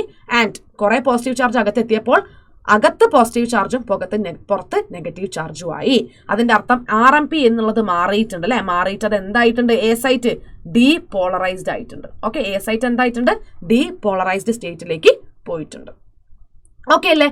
അതിന്റെ അർത്ഥം എന്താ? ഡീപോളറൈസ്ഡ് ആയി എന്ന് പറഞ്ഞാൽ ഇവിടെ ആക്ഷൻ പൊട്ടൻഷ്യൽ ജനറേറ്റ് ആയി, അല്ലെങ്കിൽ ഇവിടെ ഇമ്പൾസ് ജനറേറ്റ് ആയി. അപ്പോൾ ഒരൊറ്റ സ്റ്റിമുലസ് മതി. ആ ഒരൊറ്റ സ്റ്റിമുലസിൽ ഏതെങ്കിലും ഒരു സൈറ്റ് എന്തായിട്ടുണ്ട്? ഡീപോളറൈസ്ഡ് ആയിട്ടുണ്ട്, അവിടെ ആക്ഷൻ പൊട്ടൻഷ്യൽ ജനറേറ്റ് ആയിട്ടുണ്ട്. ഓക്കെ, ഇനി എയിലുള്ള ആക്ഷൻ പൊട്ടൻഷ്യൽ അവിടെ തന്നെ നിന്നാൽ മതിയോ? ഇമ്പൾസ് അവിടെ തന്നെ നിന്നാൽ മതിയോ? അല്ല അല്ലെ. ആദ്യം ബിയിലേക്ക് അത് മൂവ് ചെയ്യണം, ബിയിൽ നിന്ന് സിയിലേക്ക് എത്തണം, സിയിൽ നിന്ന് അങ്ങനെ മുന്നോട്ടേക്ക് പോയിക്കൊണ്ടേയിരിക്കണം. അപ്പൊ ഈ എ മാറിയിട്ടുണ്ടെങ്കിൽ ആ എ എന്ന് പറയുന്ന സൈറ്റ് ബിക്ക് വേണ്ടിയിട്ടുള്ള ആക്ഷൻ പൊട്ടൻഷ്യൽ ആയിട്ട് ആക്ട് ചെയ്യും. എ എന്താവും? ബിക്ക് വേണ്ടിയിട്ടുള്ള ആക്ഷൻ പൊട്ടൻഷ്യൽ ആയിട്ട് ആക്ട് ചെയ്യും. അത് മാത്രമല്ല, പോസിറ്റീവിൽ നിന്ന് നെഗറ്റീവിലേക്ക് ഇമ്പൾസിന്റെ ട്രാൻസ്മിഷൻ നടക്കും. ഓക്കെ, കണ്ടില്ലേ നിങ്ങൾ? പോസിറ്റീവിൽ നിന്ന് നെഗറ്റീവിലേക്ക് ഇമ്പൾസിന്റെ ട്രാൻസ്മിഷൻ നടക്കുന്നു. Positive charge to negative charge. Okay, so ഇവിടെ എന്താ സംഭവിക്കുക? അതായത് നമ്മുടെ ബിയില് എന്ത് സംഭവിക്കണം? ഡീപോളറൈസേഷൻ സംഭവിക്കണം. ഓക്കെ, ബിക്ക് ഡീപോളറൈസേഷൻ സംഭവിക്കണമെങ്കിൽ എ ആണ് ബിക്ക് വേണ്ടിയിട്ടുള്ള ആക്ഷൻ പൊട്ടൻഷ്യൽ ആയിട്ട് ആക്ട് ചെയ്യുക. ആ സമയത്ത് നമ്മുടെ ബിയിൽ എന്താണ് സംഭവിക്കുന്നത്? ബിയിലുള്ള Na+VGC ഓപ്പൺ ചെയ്യും. Na+VGC ഓപ്പൺ ചെയ്യും. അപ്പം ധാരാളം Na+ അയോൺസ് അകത്തേക്ക് എത്താനായിട്ട് തുടങ്ങും. ഓക്കെ, അകത്തേക്ക് എത്താനായിട്ട് തുടങ്ങും. അപ്പം അവിടെ ചാർജിന്റെ ഓപ്പോസിഷൻ ഉണ്ടാവും. അത് മാത്രമല്ല അവിടെ ചാർജസ് എന്തായിട്ടുണ്ട്? പോസിറ്റീവിൽ നിന്ന് നെഗറ്റീവിലേക്ക് ഇങ്ങനെ മൂവ് ചെയ്തിട്ടുണ്ട്. അപ്പൊ ബിയുടെ പുറത്ത് എന്താവും? നെഗറ്റീവ് ആകും. ആൻഡ് ബിയുടെ അകത്ത് എന്താകും? പോസിറ്റീവ് ആവും. അപ്പൊ ഞാൻ ചോദിക്കട്ടെ, ഇവിടെ എയിലുള്ള ആക്ഷൻ പൊട്ടൻഷ്യൽ ഇപ്പൊ ബിയിലേക്ക് എത്തിയില്ലേ? അപ്പൊ എ ഡീപോളറൈസ്ഡ് സ്റ്റേറ്റിൽ നിന്ന് എന്തിലേക്ക് പോകണം? റീപോളറൈസ്ഡ് സ്റ്റേറ്റിലേക്ക് പോകണം അല്ലെ. അപ്പം എന്താ സംഭവിക്കുക? അതായത് എയിലെ K+VGC ഓപ്പൺ ചെയ്യും. എയിലെ K+VGC ഓപ്പൺ ചെയ്യുകയാണെങ്കിൽ ധാരാളം K+ അയോൺസ് പുറത്തേക്ക് പോകും. അതിന്റെ അർത്ഥം ഡീപോളറൈസ്ഡ് സ്റ്റേറ്റിൽ നിന്ന് എ റീപോളറൈസ്ഡ് സ്റ്റേറ്റിലേക്ക് പോയിട്ടുണ്ട്. അതിന്റെ അർത്ഥം എന്താണ്? -55 നിന്ന് വീണ്ടും -70 MVയിലേക്ക് ആരെത്തിയിട്ടുണ്ട്? എ എന്ന് പറയുന്ന സൈറ്റ് എത്തിയിട്ടുണ്ട്. പക്ഷെ ബിക്ക് എന്താ സംഭവിച്ചേ? ബിയിൽ Na+VGC ഓപ്പൺ ചെയ്തു. അപ്പൊ ബിയിലെ Na+VGC ഓപ്പൺ ചെയ്തത് കൊണ്ട് തന്നെ ധാരാളം Na+ അയോൺസ് അകത്തേക്ക് വരും. അങ്ങനെ ബിയുടെ ചാർജ് മാറും. അതായത് ബിയുടെ പുറത്ത് നെഗറ്റീവും അകത്ത് പോസിറ്റീവ് ചാർജുമായിട്ട് മാറി. RMPയിൽ നിന്ന് ബി ഇപ്പോൾ ഡീപോളറൈസ്ഡ് സ്റ്റേറ്റിലേക്ക് എത്തിയിട്ടുണ്ട്. ഓക്കെ, ഡീപോളറൈസ്ഡ് സ്റ്റേറ്റിലേക്ക് എത്തിയിട്ടുണ്ട്. ഇനി ബി ആണ് സിക്ക് വേണ്ടിയിട്ടുള്ള ആക്ഷൻ പൊട്ടൻഷ്യൽ ആയിട്ട് ആക്ട് ചെയ്യുക. അപ്പൊ എന്താ സംഭവിക്കുക? അതായത് സിയിലുള്ള പോസിറ്റീവ് ചാർജ് ബിയിലേക്കും ബിയിലുള്ള പോസിറ്റീവ് ചാർജ് സിയിലേക്കും പോകുന്നു. അതായത് ഒന്നുമില്ല, പോസിറ്റീവിൽ നിന്ന് നെഗറ്റീവിലേക്ക് ചാർജ് പോകും. അത്രയേ ഉള്ളൂ. Okay, yes. സോ ഇവിടെ സി ഇനി എന്താവണം? ഡീപോളറൈസ്ഡ് ആവണം. സിക്ക് ഡീപോളറൈസേഷൻ സംഭവിക്കണമെങ്കിൽ, അവിടെ ആക്ഷൻ പൊട്ടൻഷ്യൽ എത്തണമെങ്കിൽ ബി ആണ് അതിന് സഹായിക്കുക അല്ലെ. അപ്പൊ സിയിൽ ഇനി എന്ത് സംഭവിക്കും? Na+VGC ഓപ്പൺ ചെയ്യും. Na+VGC ഓപ്പൺ ചെയ്യുമ്പോൾ Na+ അയോൺസ് അകത്തേക്ക് വരും. ആൻഡ് ചാർജിൽ മാറ്റം വരും. പുറത്ത് നെഗറ്റീവ്, അകത്ത് പോസിറ്റീവ് ആവും. ഓക്കെ, അതായത് RMP സ്റ്റേജിൽ നിന്ന് സി ഡീപോളറൈസ്ഡ് സ്റ്റേറ്റിലേക്ക് പോയി. അങ്ങനെയാണെങ്കിൽ ബിക്ക് എന്താ സംഭവിക്കുക? ബിയുടെ അവിടെ K+VGC ഓപ്പൺ ചെയ്യും. അപ്പം ഡീപോളറൈസ്ഡ് സ്റ്റേറ്റിൽ നിന്ന് റീപോളറൈസ്ഡ് സ്റ്റേറ്റിലേക്ക് ബി പോകും. അങ്ങനെയാണ് എയിൽ നിന്ന് ബിയിലേക്ക്, സിയിലേക്ക്, ഡിയിലേക്ക്, ഇയിലേക്ക് ഇങ്ങനെ ഇമ്പൾസിന്റെ ട്രാൻസ്മിഷൻ അല്ലെങ്കിൽ കണ്ടക്ഷൻ നടക്കുന്നത്. ഓക്കെ, സോ ഇവിടെ നിങ്ങൾ Na+VGC എപ്പോഴാണോ ഓപ്പൺ ചെയ്യുക, Na+ന്റെ ഇൻഫ്ലക്സ് അകത്തേക്കുള്ള പ്രവേശനം നടക്കുന്നത്, അപ്പോഴാണ് ഡീപോളറൈസ്ഡ് ആവുക. ഓക്കെ, എപ്പോഴാണോ K+VGC ഓപ്പൺ ചെയ്തിട്ട് K+ന്റെ എഫ്ലക്സ് പുറത്തേക്ക് പോകുന്നത് നടക്കുന്നത്, അപ്പോഴാണ് റീപോളറൈസേഷൻ സംഭവിക്കുന്നത്. ഓക്കെ അല്ലേ? യെസ്, ഇതാണ് നമ്മൾ ഈ കംപ്ലീറ്റ് ആയിട്ടുള്ള ചിത്രത്തിൽ പഠിക്കുന്നത്. അപ്പൊ ഈ ഒരു ഫിഗർ തന്നിട്ട് എക്സാമിന് ചോദ്യം ചോദിച്ചിട്ടുണ്ട്. So it is very very very important. അപ്പൊ ഒരു സ്റ്റിമുലസ് ഓക്കെ നമ്മുടെ ഈ ഒരു പോളറൈസ്ഡ് മെംബ്രെയിനിന്റെ ഏതെങ്കിലും ഒരു സൈറ്റിൽ അപ്ലൈ ആയാൽ, ഇപ്പൊ എ ആണെന്ന് വിചാരിക്കുക, അപ്പൊ ആ ഒരു സൈറ്റ് എന്റെ മെംബ്രെയിനിലാണ് സ്റ്റിമുലസ് വന്നതെങ്കിൽ it will become freely permeable to Na+ ions. Okay, അപ്പൊ അതിന്റെ അർത്ഥം എന്താ? റാപ്പിഡ് ആയിട്ട് Na+ അയോൺസ് അകത്തേക്ക് വന്നുകൊണ്ടിരിക്കും. അതായത് Na+ അയോൺസിന്റെ ഇൻഫ്ലക്സ് സംഭവിക്കും. അപ്പൊ അവിടെ പൊളാരിറ്റി റിവേഴ്സ് ആവും. റിവേഴ്സ് ആവാന്ന് പറഞ്ഞാൽ എന്താ? യൂഷ്വലി എന്തായിരുന്നു? പുറത്ത് പോസിറ്റീവും അകത്ത് നെഗറ്റീവും. പക്ഷെ അവിടെ പൊളാരിറ്റി മാറി എ റീജിയനിൽ. അതായത് പുറത്ത് നെഗറ്റീവും അകത്ത് പോസിറ്റീവും ആയി. കണ്ടില്ലേ? Outer surface of the membrane negatively charged ആകുന്നു, ഇന്നർ സർഫേസ് എന്താവുന്നു? പോസിറ്റീവ്ലി ചാർജ്ഡ് ആവുന്നു. ഓക്കെ, അങ്ങനെ എ എന്ന് പറയുന്ന സൈറ്റിന്റെ പൊളാരിറ്റി എന്താവുന്നു? റിവേഴ്സ്ഡ് ആവുന്നു. അതിന്റെ അർത്ഥം എ പോളറൈസ്ഡ് സ്റ്റേറ്റിൽ നിന്ന് ഡീപോളറൈസ്ഡ് സ്റ്റേറ്റിലേക്ക് എത്തിയിരിക്കുകയാണ് കേട്ടോ.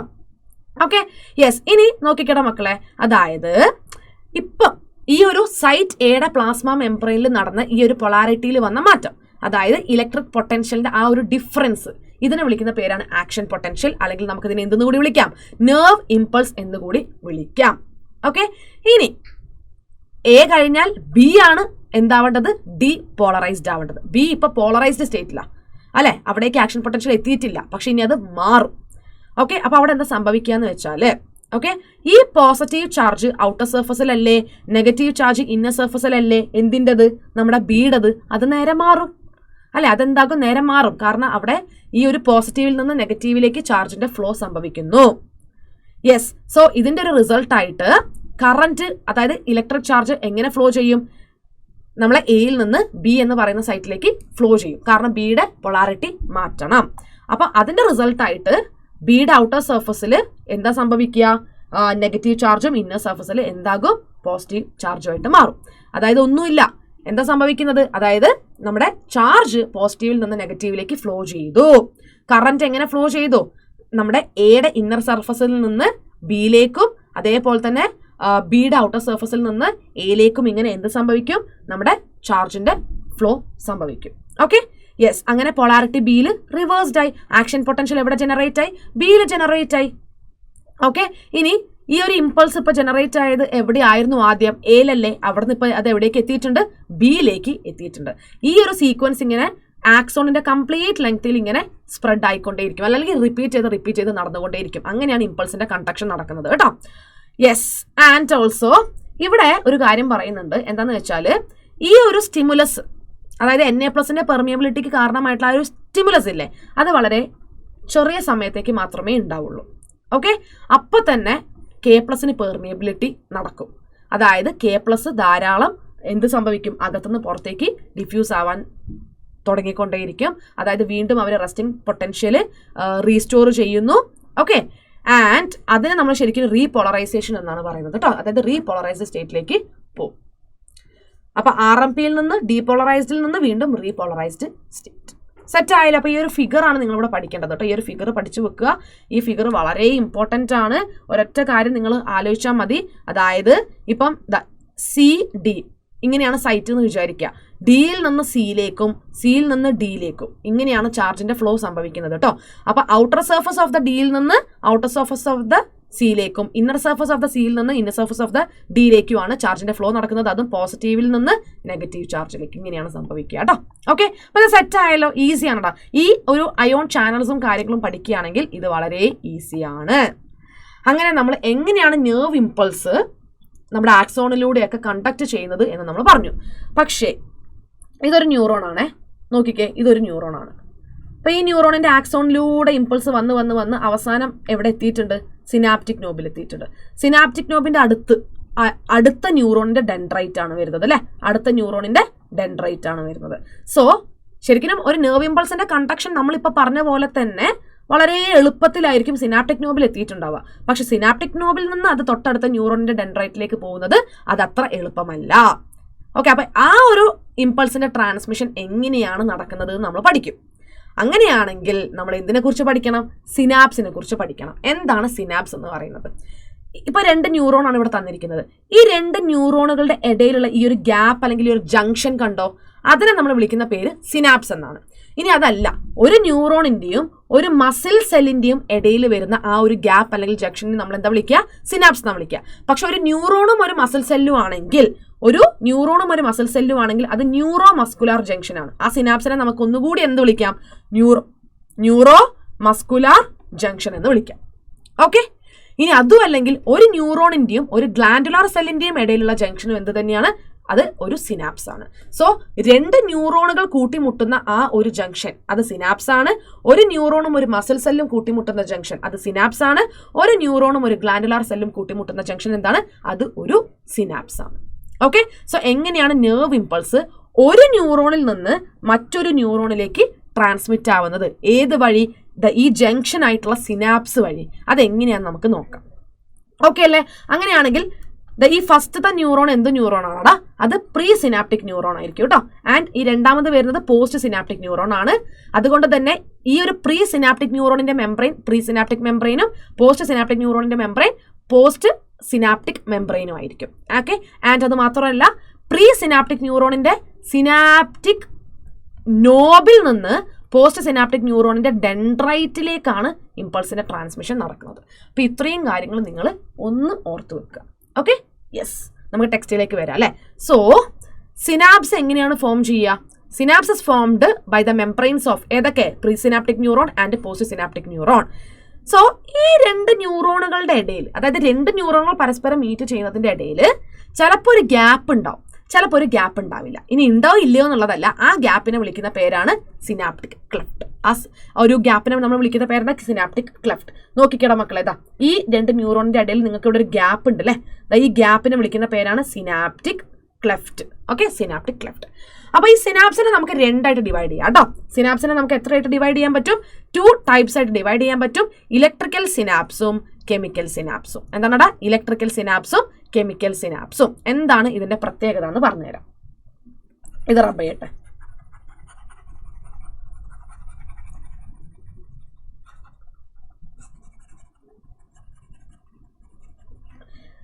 യെസ്, നോക്കിക്കേ, ഇത് ഒരു ന്യൂറോൺ ആണ്. ഓക്കെ, ഇത് ഒരു ന്യൂറോൺ ആണ്. അതായത് രണ്ട് ന്യൂറോണിന്റെ മെംബ്രെയിനുകളാണ് തന്നിരിക്കുന്നത് കേട്ടോ. ഇത് പ്രീ സിനാപ്റ്റിക് ന്യൂറോണിന്റെ മെംബ്രെയിൻ, അപ്പൊ സിനാപ്റ്റിക് നോബിന്റെ മെംബ്രെയിൻ ആയിരിക്കും. ഇത് പോസ്റ്റ് സിനാപ്റ്റിക് ന്യൂറോണിന്റെ മെംബ്രെയിൻ, അതായത് ഡെൻഡ്രൈറ്റിന്റെ മെംബ്രെയിൻ ആയിരിക്കും. അപ്പം രണ്ട് ന്യൂറോണുകളുടെ ഈ മെംബ്രെയിനുകളുടെ ഇടയിൽ അധികം ഗ്യാപ്പ് ഇല്ല. അതായത് സിനാപ്റ്റിക് ക്ലെഫ്റ്റ് ഉണ്ടാവില്ല, ഉണ്ടെങ്കിൽ തന്നെ അത് വളരെ ചെറുതായിരിക്കും. അതായത് രണ്ട് മെംബ്രെയിനും വളരെ അടുത്തടുത്ത്, അതായത് ദേ ആർ ഇൻ ക്ലോസ് പ്രോക്സിമിറ്റി. അങ്ങനെയാണെങ്കിൽ പ്രീ സിനാപ്റ്റിക് ന്യൂറോണിൽ നിന്ന് ഇമ്പൾസ് ഡയറക്റ്റ് ആയിട്ട്, അതായത് ഇലക്ട്രിക് ചാർജ് ഡയറക്റ്റ് ആയിട്ടാണ് പോസ്റ്റ് സിനാപ്റ്റിക് മെംബ്രെയിനിലേക്ക് എത്തുന്നത്. അതായത് direct flow of impulse or electric charges ആണ് ഇവിടെ നടക്കുക. കാരണം എന്താ? ഈ രണ്ട് മെംബ്രെയിന്റെ ഇടയിലുള്ള ഗ്യാപ്പ് ചെറുതാണ്, they are in close proximity. അപ്പൊ direct flow of electric charge നടക്കുന്നു. This is called as electrical synapse. ഇതിനെ വിളിക്കുന്ന പേരെന്താണ്? Electrical synapse. ഇതിനെ വിളിക്കുന്ന പേരാണ് ഇലക്ട്രിക്കൽ സിനാപ്സ്. ഓക്കെ, പക്ഷെ രണ്ടാമത്തത് കെമിക്കൽ സിനാപ്സ് ആണ്. എന്താണ് കെമിക്കൽ സിനാപ്സ്? കെമിക്കൽ സിനാപ്സിലേക്ക് എത്തുമ്പോൾ ഈ ഗ്യാപ്പ് ഇത്ര ചെറുതല്ല. അതായത് സിനാപ്റ്റിക് ക്ലെഫ്റ്റ് കുറച്ചധികം തന്നെ ഉണ്ട്. ഓക്കെ, സിനാപ്റ്റിക് ക്ലെഫ്റ്റ് കുറച്ചധികം തന്നെ ഉണ്ട്. കണ്ടോ, ഇതാണ് സിനാപ്റ്റിക് ക്ലെഫ്റ്റ് കേട്ടോ. This is synaptic cleft. കണ്ടല്ലേ, അത് ഭയങ്കര കൂടുതലാണ്, ഗ്യാപ്പ് വളരെ കൂടുതലാണ് അല്ലേ. അപ്പൊ അങ്ങനെയുള്ള രണ്ട് ന്യൂറോണുകളുടെ ഇടയിൽ എങ്ങനെയാണ് സിനാപ്സ് വഴി ഇമ്പൾസിന്റെ ട്രാൻസ്മിഷൻ നടക്കുക നമുക്ക് നോക്കാം. അതായത് പ്രീ സിനാപ്റ്റിക് ന്യൂറോണിന്റെ സിനാപ്റ്റിക് നോബില്, ഇത് പ്രീ സിനാപ്റ്റിക് ന്യൂറോണിന്റെ സിനാപ്റ്റിക് നോബാണ്. സിനാപ്റ്റിക് നോബില് എന്തെത്തും? ഇമ്പൾസ് എത്തും. ഓക്കെ, എന്തെത്തുന്നു? ഇമ്പൾസ് എത്തുന്നു. ഇവിടെ എന്തെത്തി? ഇമ്പൾസ് എത്തി കേട്ടോ. അങ്ങനെ ഇമ്പൾസ് അവിടെ എത്തുന്ന സമയത്ത് ഇവിടെ ചില മാറ്റങ്ങൾ സംഭവിക്കും. അതായത് എപ്പോഴാണോ പ്രീ സിനാപ്റ്റിക് ന്യൂറോണിന്റെ സിനാപ്റ്റിക് നോബിൽ ഇമ്പൾസ് എത്തുക, അപ്പോൾ അവിടെയുള്ള കാൽഷ്യം അയോണിന്റെ ചാനൽസ് ഓപ്പൺ ചെയ്യും. Okay, calcium ion channels open ചെയ്യും. അപ്പൊ കാൽഷ്യം അയോൺ ചാനൽസ് ഓപ്പൺ ചെയ്യുകയാണെങ്കിൽ എന്ത് റിലീസാകും? ധാരാളം കാൽഷ്യം അയോൺസ് റിലീസാകും. ഇത് മനസ്സിലായല്ലോ. ഇനി എന്താണ് സിനാപ്റ്റിക് നോബിൽ ഉള്ളത്? നമ്മൾ നേരത്തെ പഠിച്ചിട്ടുണ്ടല്ലോ. എന്താണ് സിനാപ്റ്റിക് നോബിൽ ഉള്ളത്? സിനാപ്റ്റിക് നോബിൽ ധാരാളം വെസിക്കിൾസ് ഉണ്ട്. ഈ വെസിക്കിൾസിനെ വിളിക്കുന്ന പേരാണ് സിനാപ്റ്റിക് വെസിക്കിൾസ് അല്ലെ. എന്താ വിളിക്കുന്നത്? Synaptic vesicles. ഈ സിനാപ്റ്റിക് വെസിക്കിൾസിന്റെ അകത്ത് എന്താണ് ഇരിക്കുന്നത്? കെമിക്കൽ സബ്സ്റ്റൻസുകളായിട്ടുള്ള ന്യൂറോ ട്രാൻസ്മിറ്റേഴ്സ്. ഓക്കെ, എന്താണുള്ളത്? കെമിക്കൽ സബ്സ്റ്റൻസുകളായിട്ടുള്ള ന്യൂറോ ട്രാൻസ്മിറ്റേഴ്സ്. അപ്പോൾ ഒരു ഇമ്പൾസ് എത്തുന്നത് വരെ സിനാപ്റ്റിക് വെസിക്കിളും ന്യൂറോ ട്രാൻസ്മിറ്റേഴ്സ് ഒക്കെ ഉറങ്ങിക്കിടക്കുകയായിരുന്നു. അപ്പോഴാണ് ഒരു ഇമ്പൾസ് സിനാപ്റ്റിക് നോബിലേക്ക് എത്തുന്നത്. So calcium ion channels open ആയി, കാൽഷ്യത്തിനെ റിലീസ് ചെയ്തു. ഈ കാൽഷ്യം സിനാപ്റ്റിക് വെസിക്കിൾസിനെ സ്റ്റിമുലേറ്റ് ചെയ്യും. ഓക്കെ, ഈ കാൽഷ്യം എന്താ ചെയ്യുക? സിനാപ്റ്റിക് വെസിക്കിൾസിനെ സ്റ്റിമുലേറ്റ് ചെയ്യും. അപ്പൊ തന്നെ സിനാപ്റ്റിക് വെസിക്കിൾസ് പ്ലാസ്മ മെംബ്രെയിനുമായിട്ട് വന്ന് ഫ്യൂസ് ചെയ്യും. എന്തിനു വേണ്ടിയിട്ടാണ്? ഇവർ പ്ലാസ്മ മെംബ്രെയിനുമായിട്ട് ഫ്യൂസ് ചെയ്യുമ്പോൾ അതിനനുസരിച്ച് ഇവർ എന്തിനെ റിലീസ് ചെയ്യും? സിനാപ്റ്റിക് ക്ലെഫ്റ്റിലേക്ക്. അപ്പൊ സിനാപ്റ്റിക് ക്ലെഫ്റ്റ് എന്ന് പറഞ്ഞാൽ ഒരു ഫ്ലൂയിഡ് ഫിൽഡ് സ്പേസ് ആണ് കേട്ടോ. ഈ സിനാപ്റ്റിക് ക്ലെഫ്റ്റിലേക്ക് ഇവർ ന്യൂറോ ട്രാൻസ്മിറ്റേഴ്സിനെ റിലീസ് ചെയ്യും. അപ്പൊ ന്യൂറോ ട്രാൻസ്മിറ്റേഴ്സിന്റെ എക്സാമ്പിൾ നിങ്ങൾക്ക് വേണമെങ്കിൽ പഠിക്കാം. Acetylcholine. Okay, acetylcholine, it is acetylcholine. Okay, എസറ്റൈൽ കൊളീനും ഡോപ്പമീനും ഒക്കെ നിങ്ങൾ പഠിച്ചിട്ടുണ്ടാവും. ഇവിടെ നിങ്ങൾ എസറ്റൈൽ കൊളീൻ എങ്കിലും ഓർത്തിരിക്കുക കേട്ടോ. അങ്ങനെ സിനാപ്റ്റിക് വെസിക്കിൾ പ്ലാസ്മ മെംബ്രെയിനായിട്ട് ഫ്യൂസ് ചെയ്യുന്നു. അവർ ന്യൂറോ ട്രാൻസ്മിറ്റേഴ്സിനെ റിലീസ് ചെയ്യുന്നു. ഈ ന്യൂറോ ട്രാൻസ്മിറ്റേഴ്സിന്റെ പരിപാടി എന്താണെന്നറിയോ? അതായത് നമ്മുടെ പോസ്റ്റ് സിനാപ്റ്റിക് ന്യൂറോണിൽ അല്ലെങ്കിൽ അതിന്റെ മെംബ്രെയിനിൽ, ഇപ്പൊ ഡെൻഡ്രൈറ്റ് ആണെങ്കിൽ അതിന്റെ മെംബ്രെയിനിൽ എന്തുണ്ട്? സ്പെഷ്യൽ റിസെപ്റ്റേഴ്സ് പ്രസന്റ് ആണ്. ഈ റിസെപ്റ്റേഴ്സുമായിട്ട് ആര് വന്ന് ബൈൻഡ് ചെയ്യും? ന്യൂറോ ട്രാൻസ്മിറ്റേഴ്സ് ബൈൻഡ് ചെയ്യും. അപ്പൊ ഇവിടെയുള്ള നമ്മുടെ നേരത്തെ പറയുന്ന നമ്മളെ ചാനൽസ് ഉണ്ടാവില്ല, അയോൺ ചാനൽസ്, ആ അയോൺ ചാനൽസ് ഓപ്പൺ ചെയ്യും. അങ്ങനെ അയോൺസിന്റെ മൂവ്മെന്റ് ഉണ്ടാകും, ഇൻഫ്ലക്സ് ഉണ്ടാകും. അങ്ങനെ ഇവിടെ ഒരു ആക്ഷൻ പൊട്ടൻഷ്യൽ ജനറേറ്റ് ചെയ്യും. ഓക്കെ, ആക്ഷൻ പൊട്ടൻഷ്യൽ ജനറേറ്റ് ചെയ്യും. ഇപ്പം ഒരു ന്യൂറോണിൽ നിന്ന് തൊട്ടടുത്ത ന്യൂറോണിലേക്ക് എന്ത് എത്തിയിട്ടുണ്ട്? ഇമ്പൾസ് എത്തിയിട്ടുണ്ട്. പുതിയ ന്യൂറോണിൽ എന്തുണ്ടായിട്ടുണ്ട്? ഇമ്പൾസ് ജനറേറ്റ് ആയിട്ടുണ്ട്, അല്ലെങ്കിൽ ആക്ഷൻ പൊട്ടൻഷ്യൽ ജനറേറ്റ് ആയിട്ടുണ്ട്. ഇതിനെയാണ് നമ്മൾ കെമിക്കൽ സിനാപ്സ് എന്ന് പറയാം. അപ്പോൾ കെമിക്കൽ സിനാപ്സ് വഴി ഇമ്പൾസിന്റെ ട്രാൻസ്മിഷൻ നടക്കുന്നത് കെമിക്കൽസ് ആയിട്ടുള്ള ന്യൂറോ ട്രാൻസ്മിറ്റേഴ്സ് കാരണമാണ്. So it is called as chemical synapse. Okay അല്ലേ, മനസ്സിലായല്ലോ? യെസ്. അപ്പോൾ ഇലക്ട്രിക്കൽ സിനാപ്സിൽ പ്രീ ആൻഡ് പോസ്റ്റ് സിനാപ്റ്റിക് ന്യൂറോൺസിന്റെ മെംബ്രെയിൻസ് ക്ലോസ് പ്രോക്സിമിറ്റിയിലാണ്. സോ ഇലക്ട്രിക് കറന്റിന്റെ ഫ്ലോ എന്ന് പറയുന്നത് ഒരു ന്യൂറോണിൽ നിന്ന് അടുത്ത ന്യൂറോണിലേക്ക് ഡയറക്റ്റ് ആയിരിക്കും through the synapse. Okay, yes. So നോക്കിക്കണം മക്കളെ, ഇപ്പം ഇലക്ട്രിക്കൽ സിനാപ്സിലെ ഇമ്പൾസിന്റെ ട്രാൻസ്മിഷൻ എന്ന് പറയുന്നത് എങ്ങനെയാണോ ഒരു ആക്സോണിലൂടെ ഇമ്പൾസിന്റെ ട്രാൻസ്മിഷൻ സുഖമായിട്ട് നടക്കുന്നത്, അതേപോലെ അല്ലെങ്കിൽ അതിനോട് അത്രയും സിമിലാരിറ്റി കാണിക്കും. അതായത് സിമിലർ ആണ്, ഒന്നുമില്ല. നമ്മുടെ ഈ ഒരു ആക്സോൺ ഉണ്ടാവില്ലേ, ഈ ആക്സോണിലൂടെ എങ്ങനെയാണ് എ എന്ന് ബിയിലേക്ക്, ബി എന്ന് സിയിലേക്ക്, സി എന്ന് ഡിയിലേക്ക് ഇമ്പൾസിന്റെ കണ്ടക്ഷൻ നടക്കുന്നത്, അതുപോലെ സിമിലർ ആയിട്ട് തന്നെയാണ് ഇവിടെയും ഇമ്പൾസിന്റെ കണ്ടക്ഷൻ നടക്കുന്നത്. അതായത് നമ്മുടെ ഇലക്ട്രിക്കൽ സിനാപ്സിൽ ഒരു ന്യൂറോണിൽ നിന്ന് മറ്റൊരു ന്യൂറോണിലേക്ക് ഇമ്പൾസിന്റെ കണ്ടക്ഷൻ നടക്കുന്നത് എന്നാണ് പറയുന്നത് കേട്ടോ. ഓക്കെ, ആൻഡ് ഇലക്ട്രിക്കൽ സിനാപ്സ് വഴിയുള്ള ഇമ്പൾസിന്റെ കണ്ടക്ഷൻ എന്ന് പറയുന്നത് that is very faster than that of the chemical synapse. പക്ഷേ ഇലക്ട്രിക്കൽ സിനാപ്സ് എന്ന് പറയുന്നത് നമ്മുടെ സിസ്റ്റത്തിൽ വളരെ റെയർ ആയിരിക്കും. Okay, yes. ഇനി കെമിക്കൽ സിനാപ്സ്. അപ്പൊ കെമിക്കൽ സിനാപ്സിൽ നമുക്കറിയാം 2 മെംബ്രെയിൻ ഉണ്ട്, presynaptic and postsynaptic ന്യൂറോൺസിന്റെ മെംബ്രെയിൻ ഉണ്ട്. പക്ഷേ ഇവർ രണ്ടുപേരുടെ ഇടയിലുള്ള ഗ്യാപ്പ് കൂടുതലാണ്, ജംഗ്ഷൻ കൂടുതലാണ്. ദേ ആർ സെപ്പറേറ്റഡ് ബൈ ഏത് മെംബ്രെയിൻ, ഏത് ക്ലെഫ്റ്റ് മെംബ്രെയിൻ അല്ല കേട്ടോ, ക്ലെഫ്റ്റ് ആണ്. They are separated by the fluid filled space that is called as synaptic cleft. Okay, അതിനെന്താ വിളിക്കുക? സിനാപ്റ്റിക് ക്ലെഫ്റ്റ് എന്നാണ് വിളിക്കുക. ഇനി നമ്മുടെ സിനാപ്റ്റിക് നോബിൽ സിനാപ്റ്റിക് വെസിക്കിൾസ് ഉണ്ട്. ഈ സിനാപ്റ്റിക് വെസിക്കിൾസിലുള്ള കെമിക്കൽസിന്റെ പേരാണ് ന്യൂറോ ട്രാൻസ്മിറ്റേഴ്സ്.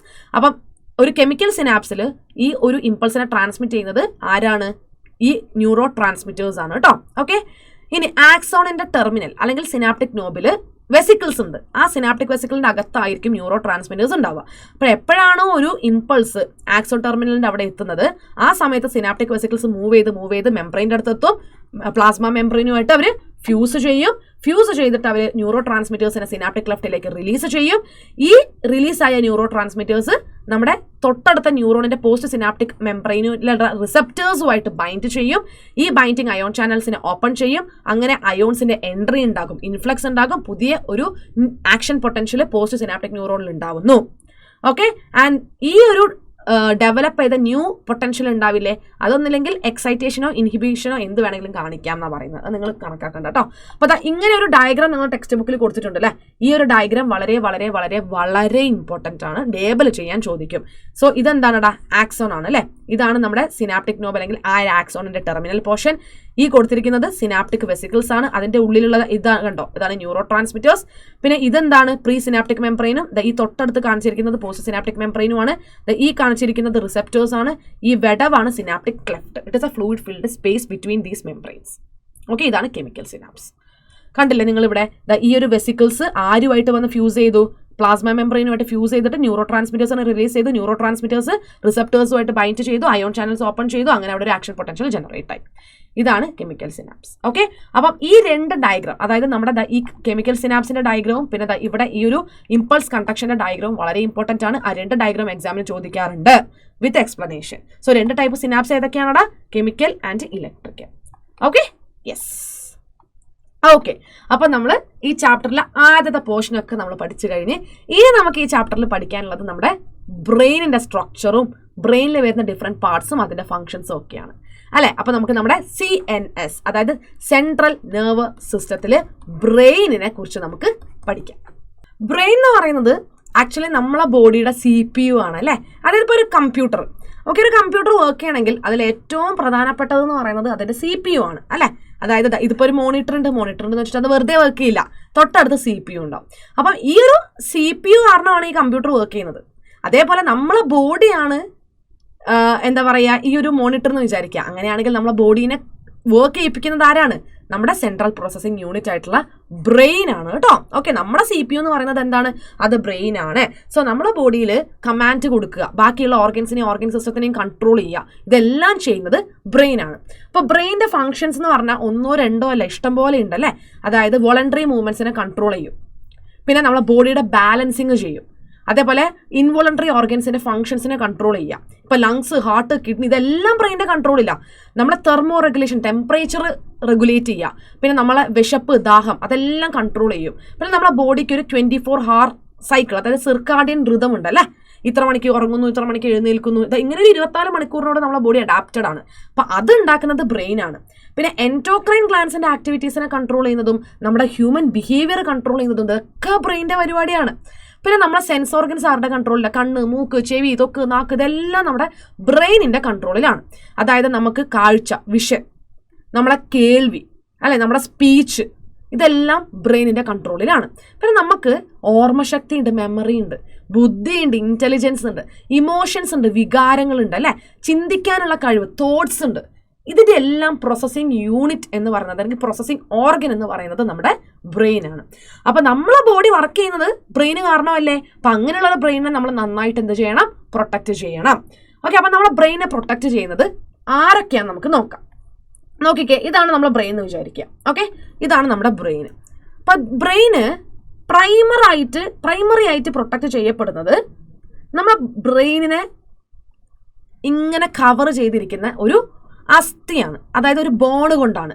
ഈ ഒരു ബ്രെയിൻ ബോക്സ് അല്ലെങ്കിൽ ഈ ഒരു ബോണി ബോക്സിനെ വിളിക്കുന്ന പേരാണ് സ്കള്ള്. ഒന്നുമില്ലടാ, നമ്മളെ തലയോട്ടി ഉണ്ടാവില്ലേ അല്ലെ, നമ്മളിങ്ങനെ ടക്ക് ടക്ക് അടിക്കുമ്പോൾ സൗണ്ട് കേൾക്കുന്നുണ്ട്, ഇത് തലയോട്ടിയാണ്. ഈ തലയോട്ടിയുടെ അകത്ത് വളരെ സുരക്ഷിതമായിട്ടാണ് നമ്മുടെ ബ്രെയിൻ ഇരിക്കുന്നത്. പക്ഷെ ബ്രെയിനിന്റെയും സ്കള്ളിന്റെയും ഇടയിലായിട്ട് നമുക്ക് 3 ലെയറുള്ള മെംബ്രെയിൻ കാണാം. എത്ര ലെയറുള്ളതാണ്? 3 ലെയറുള്ള മെംബ്രെയിൻ കേട്ടോ. ഇത് ഒരു ലെയർ, ആൻഡ് ഇത് അടുത്ത ലെയർ, ഇനി ഒരു 3rd ലെയർ കൂടി ഉണ്ട്, 3rd ലെയർ. സോ ഇങ്ങനെ 3 ലെയേർഡ് ആയിട്ടുള്ള മെംബ്രെയിനിന്റെയും അകത്താണ് നമ്മളെ ബ്രെയിൻ ഇരിക്കുന്നത്. അതായത് ഇവിടെ സ്കള്ള്, ഇവിടെ 3 ലെയേഴ്സ്, ആൻഡ് അതിന്റെ താഴെയാണ് നമ്മുടെ ബ്രെയിൻ ഇരിക്കുന്നത്. ഈ 3 ലെയേർഡ് മെംബ്രെയിനെ വിളിക്കുന്ന പേരാണ് മെനിഞ്ചസ്. ഓക്കെ, എന്താണ് വിളിക്കുന്നത്? മെനിഞ്ചസ്. മെനിഞ്ചസിന്റെ ഔട്ടർ മോസ്റ്റ് ലെയർ ആണ് ഡ്യൂറാമീറ്റർ. മിഡിൽ മോസ്റ്റ് ലെയറിനെ വിളിക്കുന്ന പേരാണ് അറാക്നോയിഡ് മീറ്റർ. ഇന്നർ മോസ്റ്റ് ലെയറിനെ വിളിക്കുന്ന പേരാണ് പയാമീറ്റർ. ഓക്കെ, അതായത് സ്കള്ളിന്റെ താഴെ വരുന്ന ഈ 3 ലെയേർഡ് മെനിഞ്ചസ്, ആ മെനിഞ്ചസിലെ outermost layer dura mater, middlemost layer arachnoid mater and innermost layer എന്ന് പറയുന്നത് പയാമീറ്റർ. ആക്ച്വലി പയാമീറ്ററിന് തൊട്ടടുത്താണ് നമ്മുടെ ബ്രെയിനിന്റെ ടിഷ്യൂസ് വരുന്നത് കേട്ടോ. ഓക്കെ, അതായത് ബ്രെയിനുമായിട്ട് ക്ലോസ് കോൺടാക്റ്റിലുള്ളത് ഈ ഏറ്റവും ഇന്നർ മോസ്റ്റ് ലെയർ ആയിട്ടുള്ള പയാമീറ്റർ ആണ്. ഇത് കൂടാതെ ഒരു കാര്യം കൂടി പറഞ്ഞുതരാം. അതായത് ഇപ്പം ഈ 3 ലെയറുകളുടെ ഇടയിൽ നമുക്ക് എന്തുണ്ടാകും? സ്പേസ് ഉണ്ടാകും, ഒരു ക്യാവിറ്റി ഉണ്ടാകും. അത് ശരിക്കും വെറുതെ കാലിയായിട്ട് കിടക്കുന്ന ക്യാവിറ്റി അല്ല കേട്ടോ. ഈ ക്യാവിറ്റിയിൽ ഒരു ഫ്ലൂയിഡ് പ്രസന്റ് ആണ്. ഈ ഫ്ലൂയിഡിനെ വിളിക്കുന്ന പേരാണ് സെറിബ്രോ സ്പൈനൽ ഫ്ലൂയിഡ്. എന്താണ് വിളിക്കുക? Cerebro spinal fluid. ഇപ്പം നമ്മുടെ ബ്രെയിനിലുള്ള വെൻട്രിക്കിൾസ്, അതായത് നമ്മുടെ ബ്രെയിനിൽ ധാരാളം സ്പേസ്, അറകളുണ്ട്. ഈ അറകളിലായിക്കോട്ടെ, ഈ മെനിഞ്ചസിന്റെ ഇടയിലായിക്കോട്ടെ, അവിടെയെല്ലാം നമുക്ക് സെറിബ്രോ സ്പൈനൽ ഫ്ലൂയിഡ് കാണാനായിട്ട് പറ്റും. ഈ സെറിബ്രോ സ്പൈനൽ ഫ്ലൂയിഡ് ബ്ലഡിൽ നിന്ന് ഉണ്ടാവുന്നതാണ്, ബ്ലഡിലേക്ക് തന്നെ തിരിച്ചു പോകും. ഈ സെറിബ്രോ സ്പൈനൽ ഫ്ലൂയിഡ് നമ്മുടെ ബ്രെയിനിന്റെ ടിഷ്യൂസിനുള്ള ഓക്സിജനും ന്യൂട്രിയൻസും ഒക്കെ സപ്ലൈ ചെയ്ത് കൊടുക്കും, ആൻഡ് ബ്രെയിനെ പ്രൊട്ടക്ട് ചെയ്യുന്നുണ്ട്. ഓക്കെ അല്ലേ? സെറ്റ് അല്ല? അപ്പൊ ഇത്രയും കാര്യങ്ങൾ മനസ്സിലായല്ലോ. അപ്പൊ ബ്രെയിനിന്റെ പ്രൊട്ടക്ഷൻ ഏതൊക്കെയാണെന്ന് എക്സാമിന് എടുത്ത് ചോദിക്കും കേട്ടോ. സോ ഏതൊക്കെ പറയാം നിങ്ങൾ? സ്കള്ള്, ക്രേനിയൽ മെനിഞ്ചസ്, അതേപോലെ തന്നെ സെറിബ്രോ സ്പൈനൽ ഫ്ലൂയിഡ്. ഇനി നമുക്ക് നമ്മുടെ ബ്രെയിനിന്റെ ക്ലാസിഫിക്കേഷനിലേക്ക് വരാം.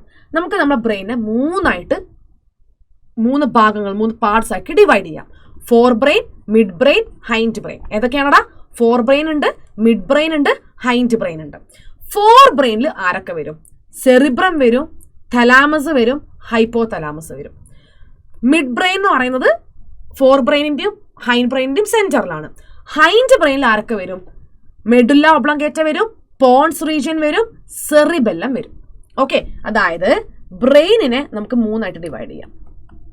Four brain, midbrain, hindbrain. ഹൈൻഡ് ബ്രെയിനിൽ 3 പേര്: cerebellum, pons Varolii, medulla oblongata. Okay, ഫോർ ബ്രെയിനിൽ 3 പേര്: ഒന്ന് cerebrum, thalamus, hypothalamus. Okay, yes. ഇനി ഈ ഒരു ചിത്രം നിങ്ങൾ ലേബൽ ചെയ്യാൻ പഠിക്കുക, because this is very very important കേട്ടോ. ഓക്കെ, എന്തൊക്കെയാണ് ഇതിൽ കൊടുത്തിരിക്കുന്നത് നമുക്ക് നോക്കാം അല്ലേ. ഈ കാണിച്ചിരിക്കുന്ന ഭാഗം സെറിബ്രം ആണ്. സെറിബ്രത്തിന്റെ തൊട്ട് താഴെ ഈ കാണിച്ചിരിക്കുന്ന ഭാഗം തലാമസ് ആണ്. തലാമസിന്റെ താഴെ വരുന്നത് ഹൈപ്പോ തലാമസ് ആണ്. പിന്നെ ഇവിടെ ഈ കൊടുത്തിരിക്കുന്നത് കോർപ്പസ് കെല്ലോസം ആണ്. ഞാൻ എന്താന്ന് പറഞ്ഞു തരാം. Okay, this is cerebral hemisphere, അതെന്താന്ന് പറഞ്ഞു തരാം. പിന്നെ ഇവിടെ ഒരു കനാൽ ഉണ്ട് അല്ലെ, ഈ കനാൽ സെറിബ്രൽ എക്യുഡക്റ്റ് ആണ്. പിന്നെ ഈ പൂ പോലെ വിരിഞ്ഞിരിക്കുന്ന ഭാഗം കണ്ടോ, അത് സെറിബെല്ലമാണ്. ഈ പാർട്ട് കണ്ടോ നിങ്ങൾ, ഇത് പോൺസ് ആണ്. പോൺസിന്റെ താഴെ കാണുന്നതാണ് മെഡുല ഒബ്ലങ്കേറ്റ. മെഡുല്ലയുടെ കണ്ടിന്യൂഷൻ എന്ന് പറയുന്നത് നമ്മുടെ സ്പൈനൽ കോഡാണ്. ഓക്കെ, മെഡുല്ലയുടെ കണ്ടിന്യൂഷൻ എന്ന് പറയുന്നത് നമ്മുടെ സ്പൈനൽ കോഡാണ് അല്ലെ. ഒന്നുകൂടി ഇത് മൊത്തം റബ്ബ് ചെയ്തിട്ട് നമുക്ക് ലേബിൾ ചെയ്യാം.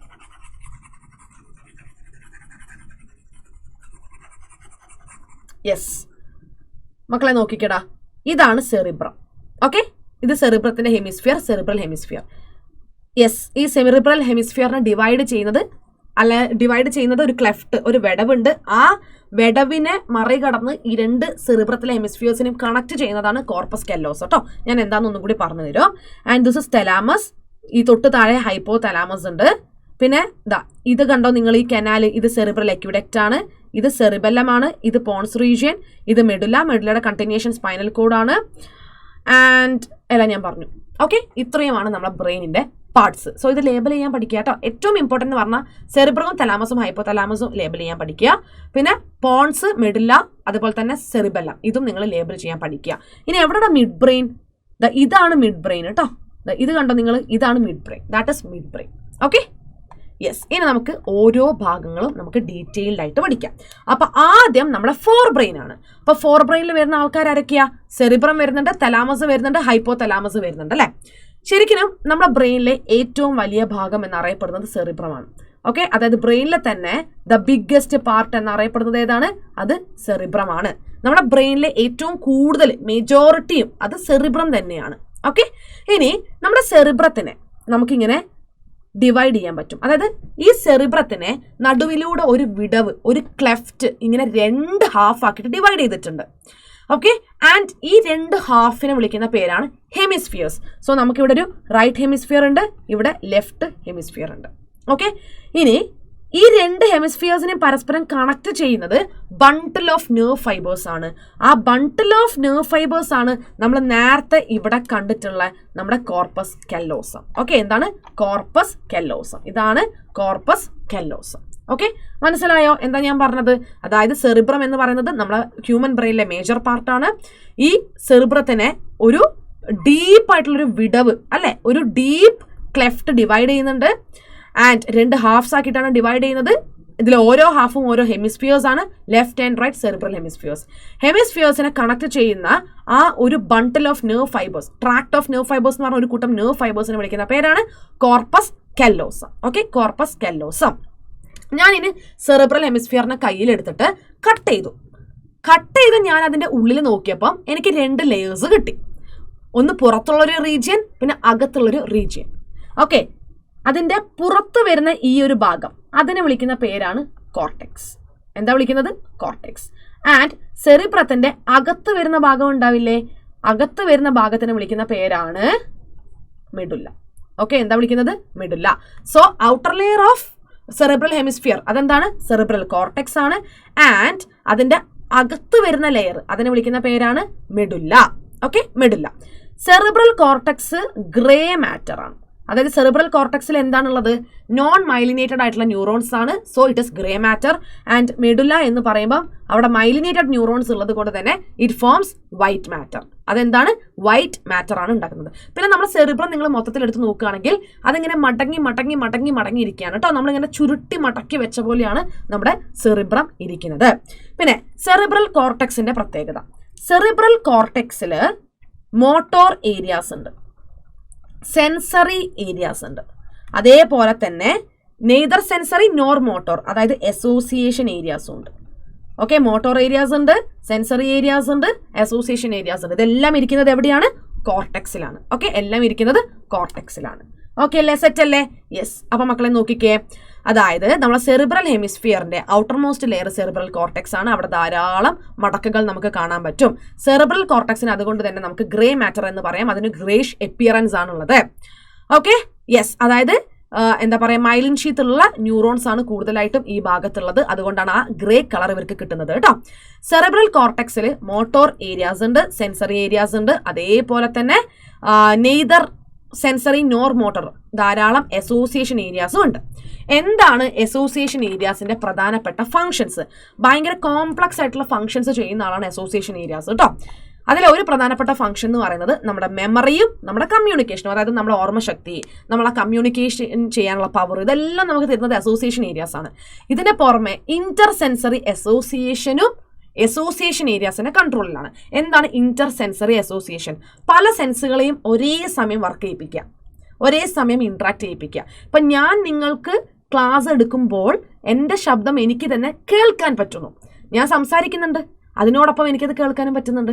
അത് അങ്ങനെയുള്ള എന്താ പറയുക കാര്യങ്ങളൊക്കെ, അതായത് ഇന്റർ സെൻസറി അസോസിയേഷൻസ് ഒക്കെ ചെയ്യുന്നത് ആരാണ്? അതെല്ലാം ചെയ്യുന്നത് നമ്മുടെ ഈ പറയുന്ന അസോസിയേഷൻ ഏരിയാസ് ആണ്. ഓക്കെ, സെറ്റ് ആയല്ലോ? യെസ്.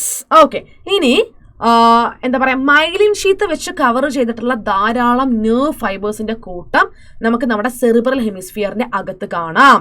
ഓക്കെ, മൈലിൻ ഷീത്ത് ഉള്ളത് കൊണ്ട് തന്നെ ഈ ഒരു ഇന്നർമോസ്റ്റ് പാർട്ടിനെ നമ്മൾ വിളിക്കുന്ന പേരാണ് white matter and that is medulla. Okay, അതെന്താണ്? അത് മെഡുല്ലയാണ് കേട്ടോ. That is called as medulla. ഇത്രയുമാണ് നമുക്ക് സെറിബ്രത്തിനെ കുറിച്ച് പറയാനുള്ളത്. ഇനി അത് കൂടാതെ നിങ്ങൾക്ക് സെറിബ്രത്തിന്റെ ഫംഗ്ഷൻ വേണമെന്നുണ്ടെങ്കിൽ കേൾക്കുക കേട്ടോ. അതായത് നമുക്ക് തോട്ട്, ചിന്തിക്കാനുള്ള കഴിവ്, ഇന്റലിജൻസ്, പിന്നെ നമ്മളെ ഇമാജിനേഷൻ പവർ, നമ്മളെ കോൺഷ്യസ്നെസ്, നമ്മളെ ഇമോഷൻസ്, അല്ലെ, നമ്മളെ റീസണിങ്, ലേണിംഗ് എബിലിറ്റീസ്, ഇതെല്ലാം സെറിബ്രത്തിന്റെ കൺട്രോളിലാണ്. ഓക്കെ, അതേപോലെ വോളണ്ടറി മൂവ്മെന്റ്സും സെറിബ്രത്തിന്റെ കൺട്രോളിലാണ്. പിന്നെ നമ്മളെ സെൻസ് ഓർഗൻസിനെ കൺട്രോൾ ചെയ്യുന്നതും സെറിബ്രമാണ്. കണ്ണ്, കാഴ്ച, ചെവി, കേൾവി, അല്ലെ, പിന്നെന്താണ് നമ്മളെ ടേസ്റ്റ്, ഇങ്ങനത്തെ എല്ലാ കാര്യങ്ങളും ആരുടെ കൺട്രോളിലാണ്? സെറിബ്രത്തിന്റെ കൺട്രോളിലാണ്. So it evokes sensations. ഇത്രയുമാണ് നമുക്ക് സെറിബ്രത്തിനെ കുറിച്ച് പറയാനുള്ളത് കേട്ടോ. ഇനി സെറിബ്രത്തിന്റെ തൊട്ടു താഴെ, അതായത് ഈ പറയുന്ന ഭാഗത്തിന് പൊതിഞ്ഞിട്ടാണ് നമുക്ക് സെറിബ്രം കാണുക. അപ്പൊ എന്താണ് സെറിബ്രത്തിന്റെ തൊട്ടു താഴെ? സെറിബ്രത്തിന്റെ തൊട്ടു താഴെ കാണപ്പെടുന്ന ഭാഗമാണ് നമ്മുടെ thalamus. Okay, thalamus sensory motor സിഗ്നലിംഗിന്റെ കോർഡിനേറ്റിംഗ് സെന്റർ ആണ് തലാമസ്. അതായത് സെൻസറി ആൻഡ് മോട്ടോർ സിഗ്നൽസിനെ കോർഡിനേറ്റ് ചെയ്യുക, അവരെ എന്ത് ചെയ്യുന്നു? കോർഡിനേറ്റ് ചെയ്യുന്നു എന്ന് പറഞ്ഞാൽ എന്താണ്? അതായത് ഒരുപോലെ ഇന്ററാക്ട് ചെയ്യിപ്പിച്ചിട്ട് ഫംഗ്ഷൻ ചെയ്യിപ്പിക്കുന്നു, അല്ലെ? അതാരാണ്? തലാമസ് ആണ് ചെയ്യുക. ഇല്ലെങ്കിൽ ചുരുക്കി പറയുകയാണെങ്കിൽ, അതായത് തലാമസ് എന്ന് പറയുന്നത് it is A relay station of impulses. എന്താണ് റിലേ സ്റ്റേഷൻ എന്ന് പറഞ്ഞാൽ? ഇപ്പം നമ്മുടെ സെറിബ്രത്തിലേക്ക് ഇങ്ങനെ ഇമ്പൾസുകൾ വന്നുകൊണ്ടേയിരിക്കും, സെറിബ്രത്തിൽ നിന്ന് ഇമ്പൾസുകൾ പോയിക്കൊണ്ടേയിരിക്കും. ഓക്കെ, അപ്പോൾ സെറിബ്രത്തിലേക്ക് വരുന്ന എല്ലാ ഇമ്പൾസുകളും ഇമ്പോർട്ടൻ്റ് അല്ല. ചിലത് ഇമ്പോർട്ടൻ്റ് ആണ്, ചിലത് ഇമ്പോർട്ടൻ്റ് അല്ല. ഈ ഇമ്പോർട്ടൻ്റ് അല്ലാത്തതിനെയൊക്കെ ഒഴിവാക്കിയിട്ട് ഇമ്പോർട്ടൻ്റ് ആയിട്ടുള്ള ഇമ്പൾസുകളെ മാത്രം നമ്മുടെ സെറിബ്രത്തിലേക്ക് എത്തിക്കുന്ന ഡ്യൂട്ടി അത് നമ്മുടെ തലാമസിനാണുള്ളത്. അതായത് സെറിബ്രത്തിന്റെ ഒരു അസിസ്റ്റന്റ് ആണ്, അല്ലേ? So relay station of impulses എന്ന് നമുക്ക് തലാമസിനെ പറയാനായിട്ട് പറ്റും. ആൻഡ് അങ്ങോട്ടേക്ക് പോകുന്ന സെൻസറി സിഗ്നലും ഇങ്ങോട്ടേക്ക് വരുന്ന മോട്ടോർ സിഗ്നൽസിനെയും കോർഡിനേറ്റ് ചെയ്യിപ്പിക്കുന്നതും നമ്മുടെ തലാമസ് ആണ്. അടുത്തതാണ് ഹൈപ്പോ തലാമസ്. ഓക്കെ, ബ്രെയിനിലെ ഇമ്പോർട്ടൻറ്റ് പാർട്ടാണ് ഹൈപ്പോ തലാമസ്. തലാമസിന്റെ ബേസിൽ തൊട്ട് താഴെയായിട്ടാണ് നമുക്ക് ഹൈപ്പോ തലാമസ് കാണാൻ പറ്റുന്നത്. ഇവിടെ നിങ്ങൾ നോക്കിക്കേ. യെസ്, സോ ഇതാണ് തലാമസ്, ഈ റീജിയൻ ആണ് തലാമസ്. ഇതിന്റെ തൊട്ട് താഴെയായിട്ട് നമുക്ക് എന്ത് കാണാൻ പറ്റും? ഹൈപ്പോ തലാമസ് കാണാനായിട്ട് പറ്റും. ഓക്കെ, അപ്പൊ എന്താണ് ഹൈപ്പോ തലാമസിന്റെ ഫംഗ്ഷൻ? പ്രധാനമായിട്ടും ഞാൻ പറയാം, നമ്മൾ പണ്ട് പഠിച്ചൊരു കാര്യമുണ്ട്. നമ്മളെ ബോഡിയുടെ ഹോമിയോസ്റ്റാസിസ് മെയിൻറ്റെയിൻ ചെയ്യുന്നത് ഹൈപ്പോ തലാമസ് ആണ്. എന്താണ്? നമ്മളെ ബോഡിയുടെ ഹോമിയോസ്റ്റാസിസ് മെയിൻറ്റെയിൻ ചെയ്യുന്നത് ഹൈപ്പോ തലാമസ് ആണ്. അതേപോലെ തന്നെ ഹൈപ്പോ തലാമസിൽ ചില പ്രത്യേകതരം സെന്റേഴ്സ് ഉണ്ട്, അല്ലെ? അതായത് നമ്മളെ എന്താ പറയുക, ബോഡി ടെമ്പറേച്ചർ കൺട്രോൾ ചെയ്യുക, അല്ലെങ്കിൽ നമുക്ക് വിശക്കും അല്ലെങ്കിൽ ദാഹിക്കും, ഇങ്ങനെയുള്ള കാര്യങ്ങളൊക്കെ കൺട്രോൾ ചെയ്യുന്ന നമ്പർ ഓഫ് സെന്റേഴ്സ് ഹൈപ്പോ തലാമസിൽ പ്രസന്റ് ആണ്. നിങ്ങളൊന്ന് ആലോചിച്ച് നോക്കിക്കേ. വിശക്കുമ്പം നമ്മൾ വിചാരിക്കും അയ്യോ വയറൊക്കെ കാണുന്നുണ്ട്, അപ്പോൾ ഞാൻ എന്തായാലും ഭക്ഷണം കഴിക്കണം, അല്ലെങ്കിൽ ദാഹിക്കുന്നുണ്ട്, വെള്ളം കുടിക്കണം. അപ്പോൾ അങ്ങനെയുള്ള ഈറ്റിംഗ് ഡ്രിങ്കിങ്ങിനൊക്കെ ആ ത്വര ഉണ്ടാക്കി തരുന്നത്, അല്ലേ? അത് ആരാണ്? അത് ഹൈപ്പോ തലാമസ് ആണ്. And also body temperature maintain ചെയ്യാനും ഹൈപ്പോ തലാമസിന് പറ്റും. ഇനി നമ്മൾ ഹൈപ്പോ തലാമസിലെ ഒരു കൂട്ടം നെർവ് ഫൈബേഴ്സ് ഉണ്ട്, അതായത് പ്രത്യേകതരം നെർവ് ഫൈബേഴ്സ് ഉണ്ട്, അല്ലെങ്കിൽ പ്രത്യേകതരം ന്യൂറോൺസ് ഉണ്ട്. ഈ ന്യൂറോൺസിനെ നമുക്ക് ന്യൂറോ സെക്രട്ടറി സെൽസ് എന്ന് വിളിക്കാം. ഓക്കെ, അതായത് ഹൈപ്പോ തലാമസിലെ പ്രത്യേകതരം ന്യൂറോ സെക്രട്ടറി സെൽസ് ഉണ്ട്. എന്താ ഇവരുടെ പരിപാടി? ഹോർമോൺസിനെ സെക്രീറ്റ് ചെയ്യുക എന്നുള്ളതാണ്. അതായത് ഹൈപ്പോ തലാമസിന്റെ ഹോർമോൺസ് ഉണ്ടാവും, ഹൈപ്പോ തലാമിക് ഹോർമോൺസ്. ഈ ഹോർമോൺസിനെയൊക്കെ സെക്രീറ്റ് ചെയ്യുന്നത് ആരാണ്? ഹൈപ്പോ തലാമസിൽ കാണപ്പെടുന്ന ഈ ന്യൂറോ സെക്രട്ടറി സെൽസ് ആണ്. Okay, yes. ഇനി മറ്റൊരു കാര്യം എന്ന് പറഞ്ഞാൽ നമ്മുടെ സെറിബ്രൽ ഹെമിസ്ഫിയറിന്റെ ഇന്നർ പാർട്ട്, സെറിബ്രൽ ഹെമിസ്ഫിയറിന്റെ അകത്തുള്ള ഭാഗം അല്ലെ, മിഡുല്ല ആ ഭാഗം. ആൻഡ് ഓൾസോ നമ്മുടെ ബ്രെയിനിൽ ചില ഡീപ്പ് സ്ട്രക്ചേഴ്സ് ഉണ്ട് അല്ലെ, അല്ലെങ്കിൽ സ്പെഷ്യൽ സ്ട്രക്ചേഴ്സ് ഉണ്ട്. അതിനെ വിളിക്കുന്ന പേരാണ് എമൈഗ്ഡാല. അതേപോലെ തന്നെ ഹിപ്പോകാമ്പസ്. ഇങ്ങനെയുള്ള ചില ഭാഗങ്ങൾ, അതായത് സെറിബ്രൽ ഹെമിസ്ഫിയറിന്റെ അകത്തുള്ള ഭാഗം, എമൈഗ്ഡാല, ഹിപ്പോകാമ്പസ്, ഇവരെല്ലാവരും കൂടി ഒരുമിച്ച് കൂടിയ ഒരു ഗ്രൂപ്പായിട്ടുള്ള ഒരു കോംപ്ലക്സ് സ്ട്രക്ചർ ആയിട്ട് മാറും. ആൻഡ് ഇവരെ 3 പേരുടെയും കൂടി ആ കൂട്ടായ്മേനെ വിളിക്കുന്ന പേരാണ് ലിംബിക് ലോബ് അല്ലെങ്കിൽ ലിംബിക് സിസ്റ്റം. എന്താണ് വിളിക്കുക? ലിംബിക് ലോബ് അല്ലെങ്കിൽ ലിംബിക് സിസ്റ്റം. ഈ പറയുന്ന ലിംബിക് സിസ്റ്റവും ആൻഡ് അതിൻ്റെ കൂടെ തന്നെ നമ്മുടെ ഹൈപ്പോതലാമസും ഒരുമിച്ച് കുറേ പരിപാടി നമ്മുടെ ബോഡിയിൽ ചെയ്യുന്നുണ്ട്. എന്തൊക്കെയാണ്? നമ്മുടെ സെക്ഷൽ ബിഹേവിയറിനെ റെഗുലേറ്റ് ചെയ്യുക, നമ്മുടെ ഇമോഷൻസിന്റെ ആ ഒരു എക്സ്പ്രഷൻസിനെ ഒക്കെ കൺട്രോൾ ചെയ്യുക. ഇതെല്ലാം ചെയ്യുന്നത് ലിംബിക് സിസ്റ്റം വിത്ത് ഹൈപ്പോതലാമസ് ആണ്. ഇപ്പം നമ്മുടെ ഇമോഷണൽ റിയാക്ഷൻസ് എന്ന് പറയുമ്പോൾ പല ടൈപ്പാണ് അല്ലേ. അതായത് ഇപ്പം നമ്മൾ സന്തോഷം വരുമ്പോൾ ഹായ്, അപ്പം നമ്മുടെ എക്സ്പ്രഷൻ അങ്ങനെയാണ് വരിക അല്ലെ. ഒരു പ്ലഷർ വരുമ്പം അതിനനുസരിച്ച്, നമുക്ക് ദേഷ്യം, വാശി അല്ലെ, നമുക്ക് വെറുപ്പൊക്കെ വരുമ്പോൾ നമുക്ക് അതിനനുസരിച്ചുള്ള എക്സ്പ്രഷൻ നമുക്ക് വരും അല്ലെ. ഇതെല്ലാം കൺട്രോൾ ചെയ്യുക ഈ 2 കൂട്ടരും കൂടിയാണ് കേട്ടോ. Okay, yes. അതുപോലെ നമ്മുടെ മോട്ടിവേഷനും കാര്യങ്ങളും ഒക്കെ റെഗുലേറ്റ് ചെയ്യുന്നതും ഈ 2 കൂട്ടരാണ്. ആരൊക്കെ? ലിംബിക് സിസ്റ്റവും ഹൈപ്പോതലാമസും ഒരുമിച്ചാണ് കേട്ടോ. ഓക്കെ, അപ്പൊ ഇത്രയുമാണ് നമുക്ക് ഫോർ ബ്രെയിനിൽ പഠിക്കാനുള്ളത്. സെറിബ്രം പറഞ്ഞു, തലാമസ് പറഞ്ഞു, ഹൈപ്പോതലാമസ് പറഞ്ഞു. ഓക്കെ, അപ്പൊ സെറിബ്രത്തിൽ 2 ഹെമിസ്ഫിയേഴ്സ് ഉണ്ട്. അവരെ കണക്ട് ചെയ്യുന്നത് കോർബസ് കല്ലോസം ആണ്. പിന്നെ outermost part of cerebrum's cortex and innermost part എന്താണ്? മിഡിലയാണ്. കോർട്ടെക്സിൽ തന്നെ മോട്ടോർ ഏരിയാസ് ഉണ്ട്, സെൻസറി ഏരിയാസ് ഉണ്ട്, അസോസിയേഷൻ ഏരിയാസ് ഉണ്ട്. ഓക്കെ, ആൻഡ് അടുത്തതെന്ന് പറയുന്നത് എന്തായിരുന്നു? നമ്മുടെ thalamus. It is the relay station of impulses, അല്ലെങ്കിൽ it is the coordinating centre of motor and sensory signals. പിന്നെ നമ്മൾ ഹൈപ്പോതലാമസ് പറഞ്ഞു. ഹൈപ്പോതലാമസ് എന്ന് പറയുമ്പോൾ ബോഡി ടെമ്പറേച്ചർ കൺട്രോൾ ചെയ്യും, ഈറ്റിംഗ് ഡ്രിങ്കിങ് കാര്യങ്ങളൊക്കെ കൺട്രോൾ ചെയ്യും. പിന്നെ ഇന്നർ പാർട്ട് ഓഫ് സെറിബ്രൽ ഹെമിസ്ഫിയറും എമൈഗ്ഡാലയും അതേപോലെ തന്നെ ഹിപ്പോ ക്യാമ്പസും കൂടി കൂടുന്നത് ലിംബിക് സിസ്റ്റം. ഈ ലിംബിക് സിസ്റ്റവും ഹൈപ്പോതലാമസും കൂടുമ്പോൾ സെക്ഷൽ ബിഹേവിയർ കൺട്രോൾ ചെയ്യുക, നമ്മുടെ മോട്ടിവേഷൻ, പിന്നെ ഇമോഷണൽ റിയാക്ഷൻസിന്റെ എക്സ്പ്രഷൻ, ഇങ്ങനത്തെ കാര്യങ്ങളുടെയൊക്കെ പ്രോസസിംഗ് യൂണിറ്റ് ആണ് കേട്ടോ. ഇത് കൂടാതെ ഹൈപ്പോതലാമസിൽ ഒരു കാര്യം കൂടി പറഞ്ഞിരുന്നു, ന്യൂറോ സെക്രട്ടറി സെൽസ് ഉണ്ട്, അവർ ഹൈപ്പോതലാമിക് ഹോർമോൺസിനെ സെക്രീറ്റ് ചെയ്യും. അടുത്തതാണ് നമ്മുടെ മിഡ് ബ്രെയിൻ.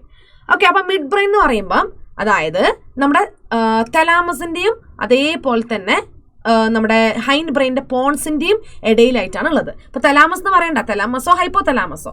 ഓക്കെ, അപ്പൊ ഇവിടെ വരുന്നത് എന്താ? ഹൈപ്പോതലാമസോ തലാമസോ എന്ന് വിചാരിക്കുക. അത് പാർട്ട് ഓഫ് ഫോർ ബ്രെയിൻ ആണ്. പിന്നെ ഇവിടെ വരുന്നത് എന്താ? പോൺസ് റീജിയൻ ആണ്. It is A part of hind brain. ഇതിന്റെ രണ്ടിന്റെയും ഇടയിലായിട്ടാണ് നമുക്ക് മിഡ് ബ്രെയിൻ കാണാൻ പറ്റുക. ഓക്കെ, അപ്പൊ നമുക്ക് ഇവിടെ ഡയഗ്രത്തിൽ നോക്കാം. എവിടെ? ഇതാണ് ഹൈപ്പോതലാമസ്, ഇതാണ് തലാമസ് അല്ലെ. ആൻഡ് ഇതാണ് പോൺസ് റീജിയൻ. ഇതിന്റെ രണ്ടിന്റെയും സെന്ററിലായിട്ടാണ് നമുക്ക് എന്തുള്ളത്? മിഡ് ബ്രെയിൻ ഉള്ളത്. ഓക്കെ, മിഡ് ബ്രെയിൻ ഉള്ളത്. യെസ്. ഇനി നമ്മുടെ ഈ ഒരു മിഡ് ബ്രെയിനിന്റെ സെന്ററിലൂടെ ഒരു കനാൽ പാസ് ചെയ്യുന്നുണ്ട്. ഈ കനാലിനെ വിളിക്കുന്ന പേരാണ് സെറിബ്രൽ അക്യൂഡക്റ്റ്. ഓക്കെ, ഇവിടെ നമ്മൾ സെറിബ്രൽ അക്യൂഡക്റ്റ് മാർക്ക് ചെയ്തിട്ടുണ്ടായിരുന്നു. കണ്ടോ? ഇവിടെ കാണുന്ന കനാല് കണ്ടോ നിങ്ങൾ? ഇവിടെ കാണുന്ന കനാല് കണ്ടോ? ഇതാണ് സെറിബ്രൽ അക്യൂഡക്റ്റ്. അതായത് മിഡ് ബ്രെയിനിന്റെ സെന്ററിലൂടെ പാസ് ചെയ്യുന്ന കനാലാണ് സെറിബ്രൽ അക്യൂഡക്റ്റ്. ഇനി നമ്മുടെ മിഡ് ബ്രെയിനിന്റെ ഡോർസൽ പോർഷൻ നിങ്ങളെടുത്ത് നോക്കുകയാണെങ്കിൽ, ഡോർസൽ പോർഷനിൽ നിങ്ങൾക്ക് 4 റൗണ്ട് സ്വെല്ലിങ്സ്, അതായത് ഇങ്ങനെ വീർത്ത് നിൽക്കുന്നതായിട്ട് കാണാം, അല്ലെങ്കിൽ 4 ലോബുകൾ കാണാം. ആ ലോബുകളെ വിളിക്കുന്ന പേരാണ് കോർപോറ ക്വാഡ്രിജെമിന. അതായത് നമ്മുടെ മിഡ് ബ്രെയിനിന്റെ തൊട്ട് ഡോർസൽ പോർഷൻ ബാക്കിൽ അടിയിലായിട്ട് ഇങ്ങനെ 4 ലോബ് ഉണ്ട്. അതിനെ വിളിക്കുന്ന പേരാണ് കോർപോറ ക്വാഡ്രിജെമിന. ഇത്രയും നമുക്ക് മിഡ് ബ്രെയിനിൽ പഠിക്കാനുള്ളൂ. മിഡ് ബ്രെയിൻ ലേബൽ ചെയ്യാൻ പഠിക്കുക. Canal, cerebral aqueduct and 4 round swellings, that is called as corpora quadrigemina. അടുത്തതാണ് നമ്മുടെ ഹൈൻഡ് ബ്രെയിൻ അല്ലെ. ഹൈൻഡ് ബ്രെയിനിൽ ആരൊക്കെ വരുന്നുണ്ടടാ? പോൺസ് വരുന്നുണ്ട്, സെറിബെല്ലം വരുന്നുണ്ട്, മെഡുല്ല ഒബ്ലങ്കേറ്റ വരുന്നുണ്ട് കേട്ടോ. Okay, pons region, cerebella, medulla oblongata. Medulla എന്ന് പറയുമ്പോൾ ഏറ്റവും അടിയത്തെ ഭാഗമാണ്, അതിന്റെ കണ്ടിന്യൂഷൻ ആണ് നമ്മുടെ spinal cord. Okay, yes. Pons റീജിയനിൽ ഒരു കൂട്ടം നെർവ് ഫൈബേഴ്സ് ഉണ്ട്. ഈ നെർവ് ഫൈബേഴ്സിന്റെ പ്രത്യേകത എന്ന് പറഞ്ഞാൽ നമ്മളെ ബ്രെയിനിലെ തന്നെ പല ഭാഗങ്ങളെ പരസ്പരം കണക്ട് ചെയ്യിക്കുന്നത് നമ്മളെ പോൺസിൽ നിന്ന് വരുന്ന ഈ ട്രാക്ട് ഓഫ് നെർവ് ഫൈബേഴ്സ് ആണ്. എടുത്തു പറയുകയാണെങ്കിൽ നമ്മുടെ സെറിബ്രത്തിനെയും സെറിബെല്ലത്തിനെയും പരസ്പരം കണക്ട് ചെയ്യും. ഓക്കെ, സെറിബ്രത്തിനെയും സെറിബെല്ലത്തിനെയും പരസ്പരം കണക്ട് ചെയ്യാനായിട്ട് ഇവർക്ക് പറ്റും. ഓക്കെ അല്ലേ, സെറ്റ് അല്ലേ? യെസ്. ഇനി നമുക്കറിയാം നമ്മുടെ മെഡുല്ല റീജിയൻ എന്ന് പറയുമ്പോൾ അതിന്റെ കണ്ടിന്യൂഷൻ ആയിട്ടാണ് എന്ത് വരുന്നത്? സ്പൈനൽ കോഡ് വരുന്നത്. പിന്നെ മെഡുല്ലയുടെ പ്രത്യേകത എന്താണ് മെഡുല്ലയുടെ പ്രത്യേകത? അതായത് ഇൻവോളണ്ടറി മൂവ്മെന്റ്സിനെ കൺട്രോൾ ചെയ്യാൻ മെഡുല്ലയാണ്. എന്ത് മൂവ്മെന്റ്സ് ആണ്? ഇൻവോളണ്ടറി മൂവ്മെന്റ്സിനെയൊക്കെ കൺട്രോൾ ചെയ്യുന്നത് ആരാണ്? മെഡുല്ല ഒബ്ലങ്കേറ്റ ആണ്. ഫോർ എക്സാമ്പിൾ നമ്മുടെ റെസ്പിറേഷൻ, നമ്മുടെ ശ്വസനം, പിന്നെ അതേപോലെ തന്നെ നമ്മുടെ ഹാർട്ടിന്റെ ബീറ്റ് അല്ലെ, സർക്കുലേഷൻ, അതായത് കാർഡിയോവാസ്കുലർ റിഫ്ലക്സസ്, അതേപോലെ തന്നെ നമ്മുടെ ഡൈജഷൻ, ഗ്യാസ്ട്രിക് സെക്രീഷൻസ്, ഇതെല്ലാം ഇൻവോളണ്ടറി ആക്ഷൻസ് ആണ്. ഇങ്ങനെയുള്ള ഇൻവോളണ്ടറി മൂവ്മെന്റ്സിനെയൊക്കെ കൺട്രോൾ ചെയ്യാനാണ് അത് നമ്മുടെ മെഡുല്ല ഒബ്ലോങ്കേറ്റയാണ്. ഓക്കെ, ആരാണ്? മെഡുല്ല ഒബ്ലോങ്കേറ്റയാണ്. ഇനി സെറിബെല്ലം. എന്താ സെറിബെല്ലത്തിന്റെ പ്രത്യേകത? അതായത് സെറിബെല്ലം എന്ന് പറയുമ്പം നമ്മളെ ബോഡിയുടെ ബാലൻസിങ് അല്ലെങ്കിൽ ഇക്വിലിബ്രിയം ചെയ്യുന്ന ആളാണ്. ഓക്കെ, അതായത് സെറിബെല്ലം എന്ന് പറഞ്ഞാൽ എന്താ ചെയ്യുക? നമ്മളെ ബോഡിയുടെ ബാലൻസിങ്, ബോഡി ബാലൻസ്. എന്താ ബോഡി ബാലൻസ് എന്ന് പറഞ്ഞാൽ ചില ആൾക്കാർ തല കറങ്ങി വീണിട്ട് ഡോക്ടറെ അടുത്ത് പോകുമ്പം ഡോക്ടർ പറയും ചെവിയുടെ ബാലൻസ് പോയിന്ന്. ശരിക്കും ചെവിയുടെ ബാലൻസ് അല്ല, ചെവിയുടെ ഈ ഒരു ബാലൻസിങ് എബിലിറ്റിനെ കൺട്രോൾ ചെയ്യുക സെറിബെല്ലമാണ്. ഓക്കെ, അപ്പം നമ്മളെ ബോഡിയുടെ ഒരു ബാലൻസിങ് ചെയ്യുന്നത് സെറിബെല്ലമാണ്. നമ്മളെ ബോഡിക്ക് ഒരു പോസ്ചർ ഉണ്ട്. ആ പോസ്ചർ നമുക്ക് എപ്പോഴും ഇരിക്കുമ്പോഴും നടക്കുമ്പോഴും കിടക്കുമ്പോഴും മെയിൻറ്റെയിൻ ചെയ്യാൻ പറ്റും. അതിന് കാരണക്കാരനും ആര് തന്നെയാണ്? സെറിബെല്ലം തന്നെയാണ്. പിന്നെ നമ്മളെ മസിൽസിന്റെ ആക്ടിവിറ്റീസിനെ കൺട്രോൾ ചെയ്യുക സെറിബെല്ലമാണ്. ഇപ്പൊ നമ്മൾ സൈക്കിൾ ഓടിക്കുമ്പോൾ നമ്മളെ കൈ ഇങ്ങനെ മൂവ് ചെയ്യുന്നതിനനുസരിച്ച് നമ്മൾ കാല് വെച്ച് ഇങ്ങനെ പെഡൽ ചെയ്തുകൊണ്ടിരിക്കും. അപ്പൊ കയ്യിലും കാലിലും ആ ഒരു മൂവ്മെന്റ് ഇങ്ങനെ എന്താണ് കോർഡിനേറ്റ് ചെയ്തുകൊണ്ടാണ് നമ്മൾ സൈക്കിൾ ഓടിക്കുന്നത് അല്ലെ. അതിന് കാരണക്കാരൻ സെറിബെല്ലമാണ്. അപ്പൊ മസ്കുലർ ആക്ടിവിറ്റീസിന്റെ റെഗുലേഷനും ആരാണ്?